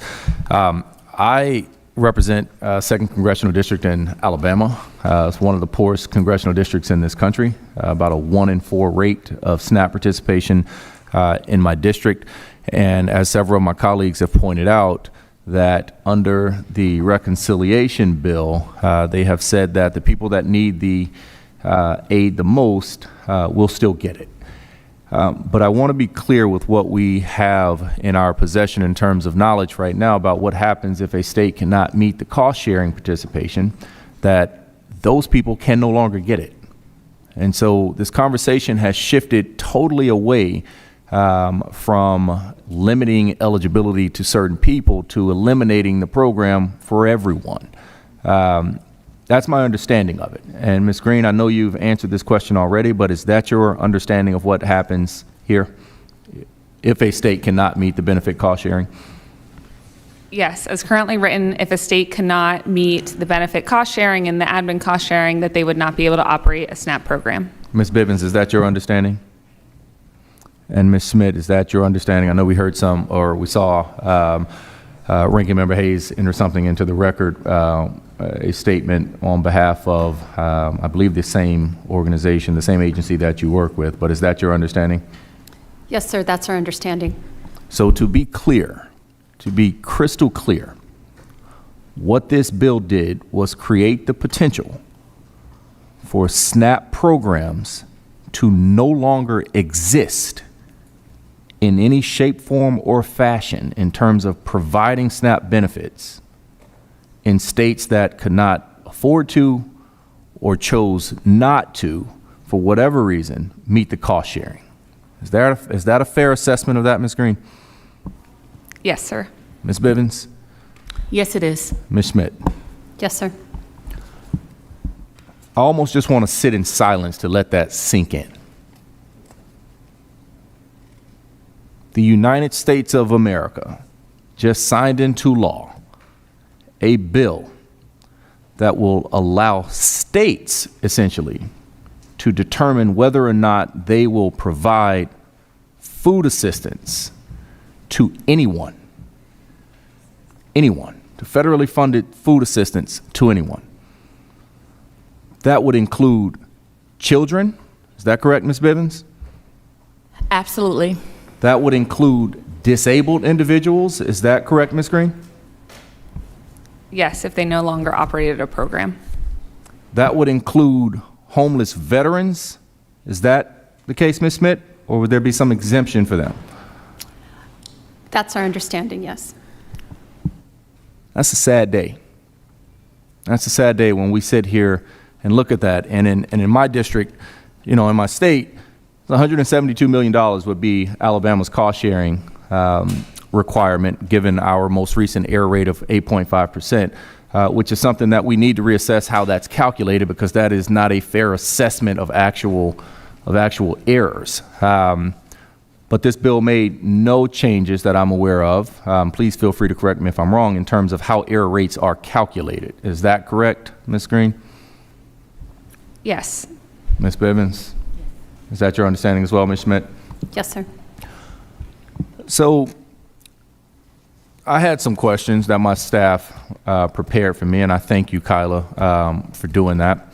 But as I sat through this hearing and the realities of, some of the commentary that's being made and some of the statements and positions that people have been taking, I felt the need to highlight the realities, the stark realities of what this bill potentially means in states that, that do not meet the cost sharing. I think we all share the general objective and the hope and the moral value, I would like to think, that we should be feeding hungry families, hungry people, and also creating pathways for them to come off food assistance. I'm not one that believes poor people want to be poor. But I felt the need to highlight that. So I thank you guys for your response, and I yield the balance of my time to the ranking member. Thank you. I would just like to enter into the record from the USDA Food and Nutrition Services, the SNAP State Activity Report for FY 2023. And according to this latest data, in FY 2023, Ohio's administrative costs per case were $33.31, not the $90 that was previously stated in this hearing. Without objection. Thank you. I yield back. I now recognize the gentleman from Wisconsin, Mr. Weed, for 5 minutes. Thank you. I want to thank Chairman Finstad and Ranking Member Hayes for holding this hearing today. While quite a bit of the rhetoric surrounding today's topic may have you think otherwise, I think all of us on this subcommittee do agree that SNAP and hunger prevention is important, and that it is even more important that the people who really need the support can get it. With that in mind, I think we can also agree that with all our states' unique needs and interests, it's an overall good thing that each state has the opportunity to customize their SNAP program. However, it is clear that those options have also moved the program away from what Congress has intended. Additionally, I think it has become abundantly clear that some states want to make the program their own, which I think can be a good thing, but they also want the federal government to foot the bill completely. Take my home state, for example. Since the passage of the Working Families Tax Plan, I have heard from the Democrats of my state that we can't afford the changes that the bill made to the program. However, last year, NPR reported that the state had quite the budget surplus, $4.6 billion to be exact. So I would challenge the governor of my state of Wisconsin, Tony Evers, to really prioritize this program the way that he claims to and utilize those funds for that purpose. Like with every other government assistance program, the state should contribute to the benefits, especially if they want to customize SNAP beyond what the federal law prescribes. So, Ms. Green, can you walk through how each state determines which options that they will utilize? Is it the governors, the state legislature, a mixture of both, or is it something else entirely? Yes, and thank you so much for this question, because if I can, I'd like to also just go back to what we were just talking about, and that I do think when we're talking about state options, there is still room to look at policy flexibility beyond what's currently allowed in law to make it more feasible for a state to continue operating a program and to look at their eligibility so that they could make it more affordable for the cost share. So I am glad that we're talking about policy options and flexibilities today and the future potential for where we can continue to look at flexibilities in partnership with state agencies. So to your question around how do states decide this, it really is, it can differ across states and across what the issue is. So sometimes, again, a policy option, the agency can see that as a priority and raise that to their commissioner and have the governor sign off. Sometimes they need to have that approved by a board at the state. And then sometimes it's actually passed by their state legislature to require them to use it. So for example, in some state legislatures, they are required to use BBCE, which we talked about earlier, so that would require a law change. Some also require them, for example, not to be able to use discretionary waivers, which are another work requirement waiver within ABOD. So it really does differ. All right, thank you. Ms. Schmidt, you paint the picture of a state that operates a lean but incredibly efficient program. Can you explain how Wyoming determines which flexibilities to use without overwhelmingly raising the cost to operate that program? Mr. Chairman, Representative, yes, we start with what is going to help us, and then we analyze whether it'll in fact help us or hurt us. So essentially what we do is we look at what issues are happening within our program, whether that be around case processing, whether that's around how we organize our work, and then we look for the options that may best fit or wait for an option to show up that could support us. So it's really founded in the data that we gather through quality control and through feedback from our clients and also from our field staff, and recognizing what is it that may be of best use for us to be able to first be effective and efficient, but also to deliver what we need to deliver, and that's a benefit. So starting with quality control, we then work through problem identification. Then from problem identification, we look at what strategies are available. Then we address those strategies and determine what of those strategies are going to be most appropriate. Do they affect our error rate? That's a consideration we give. Are they politically feasible and palatable with our constituency? That's another factor that we'll consider. And then we'll start with slow research, investigation, and then potentially implementation on a pilot level if we think that that's an appropriate solution. All right, thank you, all three of you, for being here for this very important hearing. Mr. Chairman, I yield back. Thank you. I now recognize Mr. Carvajal from California for 5 minutes. Thank you, Mr. Chair, and thank you to all the witnesses for being here today. Ms. Bivens, I represent the Central Coast of California. And before I came to the Congress, I served on the Board of Supervisors for 12 years.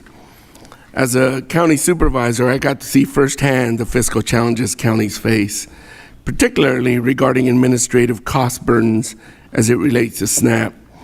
In your testimony, you described how the recently enacted One Big Beautiful Bill, which I call Ugly Bill, could create additional financial strain on counties instead of easing it. As you know, California, along with 9 other states, delegated administration of SNAP to its counties, which serve over 34% of SNAP recipients nationwide. With the new requirements under this bill, counties will likely face increased responsibilities. Given that counties already shoulder a large share of the non-federal administrative costs, could you elaborate on how this bill's incoming financial burden will impact local county resources and the administration of SNAP services? Thank you so much for the question. So the way that this bill has been written, and although it is not, 100% cost from federal government, every county and every community around this country is dealing with some form of fiscal issue. Counties and communities currently right now rely on tax dollars as well as sales tax dollars. If this were to go in place for our county alone, it would be an additional $7 million. And we would have to make cuts in other areas in order to support residents in our community. And that will be around the country. And how that would impact the administration of the SNAP benefit we would have to make some tough decisions on how we would even administer it if we're going to incur additional more dollars in order to administer. And as you know, it takes a very long time to train a staff person, at least a year to be proficient. So there's always going to be errors because it's not error-proof. And so, you know, what this could possibly do to communities and counties is it would lean our budgets. And then we would have to make decisions on where other areas do we cut. And then what are those areas? How does that impact the residents in our communities? So in essence, it's shifting cost burdens to states and local communities. Absolutely. Ms. Bivens, when SNAP benefits are reduced, families oftentimes turn to other local support to make ends meet. Can you describe how cuts to SNAP in counties like your own could impact other services like childcare, housing assistance, and workforce development, and what that strain looks like for a county budget, which you've already done? But if you could elaborate just a tad more, that'd be great. Currently, right now, when we look at our SNAP residents, they are experiencing what we know to be are either underemployed, they're not making enough. And so it is because of high housing costs. It is because of high child care costs. It is because of all the inflation and cost of living, the reason why folks depend on SNAP benefits. And so if this, particularly if we were just to hypothetically say, let's say it goes away in Franklin County, or if it's weakened in Franklin County, our state legislator, we decreased our food pantry budget by $7 million. So there's not enough food on the pantries in order to even support the decrease in the SNAP changes if we were to be extreme and to administer in a different way or to have it go away. Thank you. A lot has been said about fraud and efficiency by this administration. And if you really wanted to do that, the big, beautiful, ugly bill would have really addressed that. And it does little to address that issue. We've heard about the rise in EBT card skimming, which leaves families without food assistance they rely on.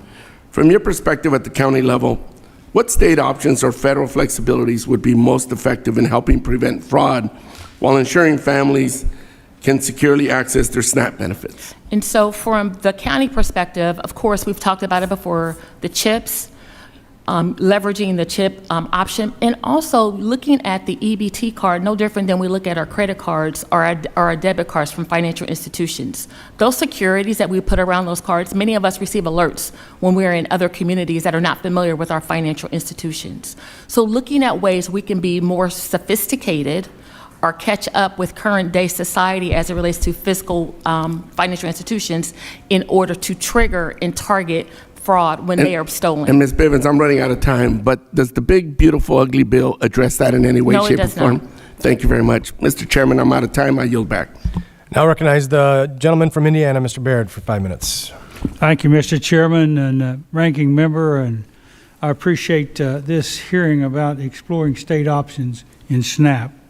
And so in that vein, I appreciate all of you witnesses being here and sharing your ideas. And so I'm going to start with Ms. Schmidt. You mentioned that in order to combat fraud, your team implemented front-end eligibility, FEE. Could you elaborate on the structure of this tool and how it helps investigate potential fraud? And could you additionally explain the difference between this and what you referred to as the pay and chase model? Mr. Chairman, Representative, thank you. We first learned about the front-end eligibility at the United Council on Welfare Fraud Conference. And when we learned about this particular project, we applied to FNS, the USDA FNS, for a fraud framework grant. And this was back in August of 2022. We were issued $750,000 in the initial grant. And the biggest part of the grant was used for asset verification. The original period of the grant was from August of 2022 through September 24, but because we got a late start, we extended it until March of 2025. So our grant just ended this last spring. We will continue this grant because we did find that it prevented a lot of what you mentioned, which is the pay and chase. So essentially, without the grant, we would make a payment, we would issue a benefit, then to discover it was fraudulent, and then have to pursue actions in order to retrieve those dollars. It is inefficient for us. It's not a good use of our small staff. To have to go chase down, but rather looking at potential fraud at the beginning of the case and then making the decision about whether or not that case should be considered for benefits. Not all information that we receive is fraudulently provided. Oftentimes, as was testified earlier, it's a client making a mistake, a misunderstanding on what they thought the question was. So it's also a good way to provide technical assistance to our staff to help them to be able to ask the questions a little bit more targeted or correctly so that we can avoid fraud from the very get-go. It's a prevention approach more so than it is a reactive approach. Thank you, and I like the idea of prevention instead of having to try to recover those dollars, so I commend you for that, taking that program to take a look at it. In another area, Ms. Green, I want to ask you, artificial intelligence is really taking off, and it's of interest to me how we might use that. So do you know of any states that use advanced technology to improve efficiency? What are the biggest barriers that states face in making technological advancements and investments, and how can we help them on the federal level? Thank you for the question, Representative Baird. So our members are also really excited about the potential of using AI or artificial intelligence in SNAP, especially when they continue to share about challenges with staffing and turnover and really looking at it as an opportunity to help make up for that capacity.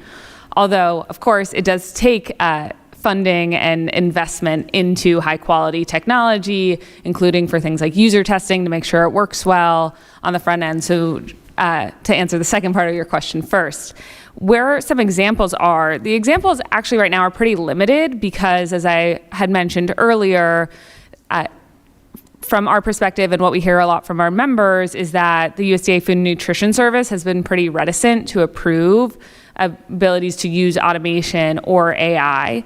And there has been some framework, but really what our members would like to see is some more direct guidance or guide rails on what they can apply for and to work with them to really make it happen. Where we do see some use is around what non-merit staff can do. So things like if they call into the call center, IVR or integrated voice response can help direct them or help answer some of their questions. I know that NACO has shared about this happening in some counties as well. And some starting to use in their policy manuals or things like OCR, where you can help to translate a printed document into computer text. Well, Mr. Chairman, I got more questions, but I see my time's up, so I yield back. Thank you. All right, thank you. I'll now recognize the gentleman from Illinois, Mr. Jackson, for 5 minutes. Thank you so much, Chairman. Thank you, our Ranking Member, Mrs. Hayes. Let me begin by first acknowledging and thanking all the participants for your testimony and your time today to share with us, and also acknowledge the irony before us. We sit here in the Agriculture Committee, and specifically the Subcommittee on Nutrition, and yet we have before us a sweeping bill that has already become law that has bypassed our deliberate body and our ability to even weigh in on this discussion. There have been no hearings, no testimony, no fact-finding. This is simply has been legislation by branding. This bill tells us that it will lift families into dignity through expanded work requirements. But consider the single mother of 2 in Illinois, where the law is clear. Children under 14 may not legally be left alone. The eligibility for students to stay and children to stay at home varies state by state. We come from very diverse states and very diverse backgrounds. Children under 14 may not stay at home alone. Therefore, every additional shift that that mother is asked to take, mandated by this bill federally, is simultaneously prohibited by our state in Illinois. Isn't this not a level of contradiction, a demand that she cannot meet, that is impossible? The contradiction is very real. The minimum age for children in Illinois is 14. They need parent supervision. Parents with younger children cannot comply with expanded work requirements unless affordable child care is made available. This bill does not provide any such funding. In effect, it creates a catch-22. Meet the federal requirement and violate state law, or honor state law and you violate the federal SNAP eligibility. This is not empowerment, this is entrapment. And finally, the ultimate paradox is the federal government, in its pursuit of dignity, inadvertently criminalizes the very act of parenting. Mothers are told to work longer hours. The state says, stay at home with your children. What is a mother supposed to do? In the state of Illinois, we have 1.9 million persons that are eligible for SNAP. Under this reduction in the 50% cost sharing now to 25%, that's going to be an additional $1 billion passed on to our state. We're going to see families go hungry. And lastly is regarding the seniors. I think it's cruel. I had put an amendment to try to curtail this eligibility requirement for the senior citizens, people having to work 60, 70 years of age almost in order to qualify for these benefits. And considering that you have more frequent recertifications, online-only submissions, some people don't have access to the internet, there are tighter deadlines, this is a disaster.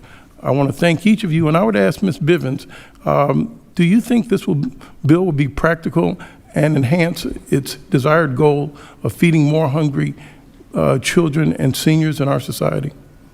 I do not. I think that thank you for the question. I do not. I think it will require more collective conversation, inclusive conversation from all the systems that you mentioned prior in order for it to be effective. Thank you so much. Mrs. Green, in your state, can you contrast or compare what we're going to confront with Illinois on having to have parents stay at home with children at 14? What will be the state's workaround of that federal law? Thank you for the question. Speaking on behalf of the country as a national association, I'm not as familiar with individual state laws in terms of whether parents can stay home or not, but I do hear your concern around the additional challenge for states that do have laws like that, and the challenge that the mother or anyone in that case would have to weigh. Ms. Schmidt, can you comment on that, on what would be the mother's workaround on complying with state and federal law that's at a contradiction? Mr. Chairman, Representative, Wyoming doesn't have a required law around a minimal age. We really look at the appropriateness of the child, the circumstances. But to your point, it asks the question about childcare and the role of childcare, which for us and our agency is a core foundational program that supports a lot of this work. So we've taken a very family approach to the work in our agency and have kind of set our standard around home. Why home matters is our tagline. And from that, we try to orient all of our programs to think about what is necessary from a collaboration across programs and through communities to support families so children can stay safely at home or elderly can stay safely at home. So it's through those conversations that we would address this problem. It's about what is available locally through our churches, through our community supports to provide that support to that mother, looking at programs that are designed specifically around employment for mothers and providing childcare as a response to that so that that child can be safe. We also very much consider kinship and looking to family supports as an option to what we would see in that event. Thank you. My time has expired. I'd like to thank each of you. I wish I could have met you in a hearing and gathered more testimony. Thank you, Mr. Chairman. I yield back. Thank you. I'll recognize the gentlewoman from Ohio, Ms. Brown, for 5 minutes. Thank you, Chairman Finstad and Ranking Member Hayes. Thank you to our witnesses for being here today, and a special thank you to Ms. Schmidt and Ms. Bivens, who are truly on the front lines making sure families in Wyoming and Ohio can put food on the table. What we've heard today is deeply troubling. The fallout from the one big ugly bill that my Republican colleagues are desperately trying to rebrand after forcing it through this summer, only to realize it is worse than we feared. Let's be clear. This bill was never about program integrity or rooting out waste, fraud, and abuse. It was about shifting costs onto states so Republicans could hand out more tax cuts to wealthy and the well-connected. The bill rigs the system by inflating error rates in SNAP, essentially punishing states and counties for paperwork mistakes, not fraud. Then, to add insult to injury, it slashes the very administrative funding that Ohio needs to hire and retain staff who process applications, correct errors, and serve families. That means caseworkers in places like Cuyahoga County, who already manage the highest caseloads in the state, will be asked to do more with less while facing penalties for mistakes that are inevitable under these conditions. And families across Cleveland will pay the price with longer wait times, more red tape, and fewer resources making it to people who need them. So I want to start off first with you, Ms. Bivens, and thank you again for all that you do for Ohio. Since Ohio is a county-administered SNAP state, we're in a uniquely challenging position. These new costs won't just fall to the state, they'll fall directly on individual counties. In your testimony, you noted that counties have very limited options for generating revenue, relying mostly on property taxes or sales tax. Unfortunately, many now expect they'll have to raise taxes just to keep up. Can you speak to what the immediate impact of these cuts would be on counties and families? And also, second, if these cuts were delayed, how much breathing room would it give the counties to plan ahead and soften the blow? Thank you so much for your question, and I really appreciate the service that you provide to Ohio, so thank you. Previous to what I stated earlier, these cuts, Franklin County rely heavily on sales tax. And as you know, residents across the country are taxed out, from property taxes to all types of taxes. So for us, if we were to incur this shared cost, Franklin County has to make a decision on what we do not fund anymore. And what does that look like? So it would be tremendous, and it would be debilitating to our human service delivery system. And so you also mentioned that you would have to come up with roughly $7.5 million a year to cover the new SNAP administrative costs. And that's not even accounting for the increased cost share that is coming as well. This is a massive number, and counties just don't have unlimited budgets. I used to work at the county, so I know. Ms. Bivens, what other critical services could be at risk if that money has to be diverted? Workforce training, child care services, public health, can you tell us? So it would be workforce training. It could be currently right now we're running a pilot to subsidize child care for those who fall into the benefits cliff, and we're able to leverage general fund dollars in order to do that and we braided some of those dollars with ARPA in the past. It could also be funding our nonprofit organizations who support us in providing quality training for folks who need training in order to be skilled up for a better paying job. So, it's almost like whack-a-mole, if I can use that term. I know that's not a professional term, but if it's almost like whack-a-mole, and you pay you steal from Peter to pay Paul, or whatever the terminology is. But we would defund a lot of supportive services for our residents and making those decisions in order to figure out how we move forward. I thank you for your testimony and again for the work that you're doing. Here's the bottom line. These cuts aren't just line items on the budget sheet. They are lifelines. They represent families who have fallen on hard times, families who will now have to wait longer for help on their SNAP application.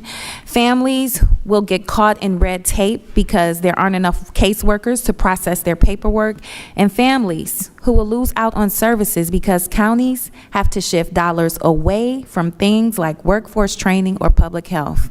At the end of the day, these cuts don't make SNAP more efficient. They just make it harder for families in Ohio to put food on the table. And with that, Mr. Chairman, I yield back. Thank you. Before we adjourn today, I'd now like to invite the ranking member to share any closing comments that she may have. Thank you. And I want to thank our witnesses for being here today and for highlighting challenges that state agencies and counties face when administering SNAP and informing our committee about the importance of state options, which provide agencies with the flexibility to tailor their services to meet the needs of their communities best. More needs to be done to support families, children, veterans, and other vulnerable populations in our communities. It is even more apparent today that the recent cuts to SNAP in the One Big Beautiful Bill Act will create more problems than they solve. 4 million Americans will lose some or all of their SNAP assistance as a direct result of the One Big Beautiful Bill. So much here today was discussed about error rates. I wish we had taken time to really talk about the 80 to 90% success rates that most states have experienced over the last decade. Based on CBO estimates, the Center for Budget and Policy Priorities estimated that about 1 million children will see food assistance to their families cut substantially or terminated under expanded work requirements, elimination of eligibility for many lawfully present immigrants, and other benefit cuts. States and counties will be forced to raise taxes, cut funding or other social service programs, or possibly stop participating in the program at all. Ms. Schmidt, you said you'll have to have some local conversations. That translates to locally, people will have to figure out how to pay for these services. There is no other way around it. States will be left to make hard decisions, even ending SNAP altogether because of the legislation passed by this Congress.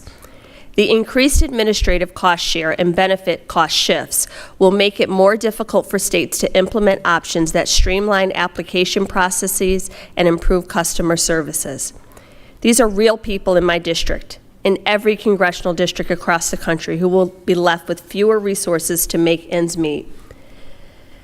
I'm talking about our veterans, our seniors, our parents, those working 2 jobs to put food on the table, or those who just need a little bit of help, supplemental help. They were left behind in the One Big Beautiful Bill. What remains are the problems like benefit cliffs and SNAP skimming, and no solutions to these problems was included in this legislation. But I remain committed to improving SNAP for the 42 million Americans who simply need a little help putting food on their table. And in case it needs to be said, I spent my career as a classroom teacher.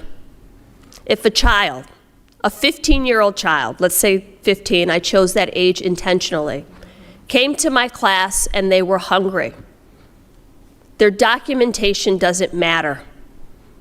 Do I have a problem with my taxpayer dollars being spent to feed a child? In case it needs to be said, the answer is no. And I will fight to make sure that every child in this country, no matter their status, goes to bed with a full stomach. We have the ability to do it. Hunger is a policy choice, and we have demonstrated that over and over and over again. The permanent tax cuts that were given to the wealthiest individuals in this country could have fed countless families in our nation. I'm still here. I'm ready to work on these issues. I'm ready to find solutions. I'm ready to ensure that we are lowering food insecurity and childhood hunger, and I am at the table and remain committed to doing these things all day, every day, over and over and over again.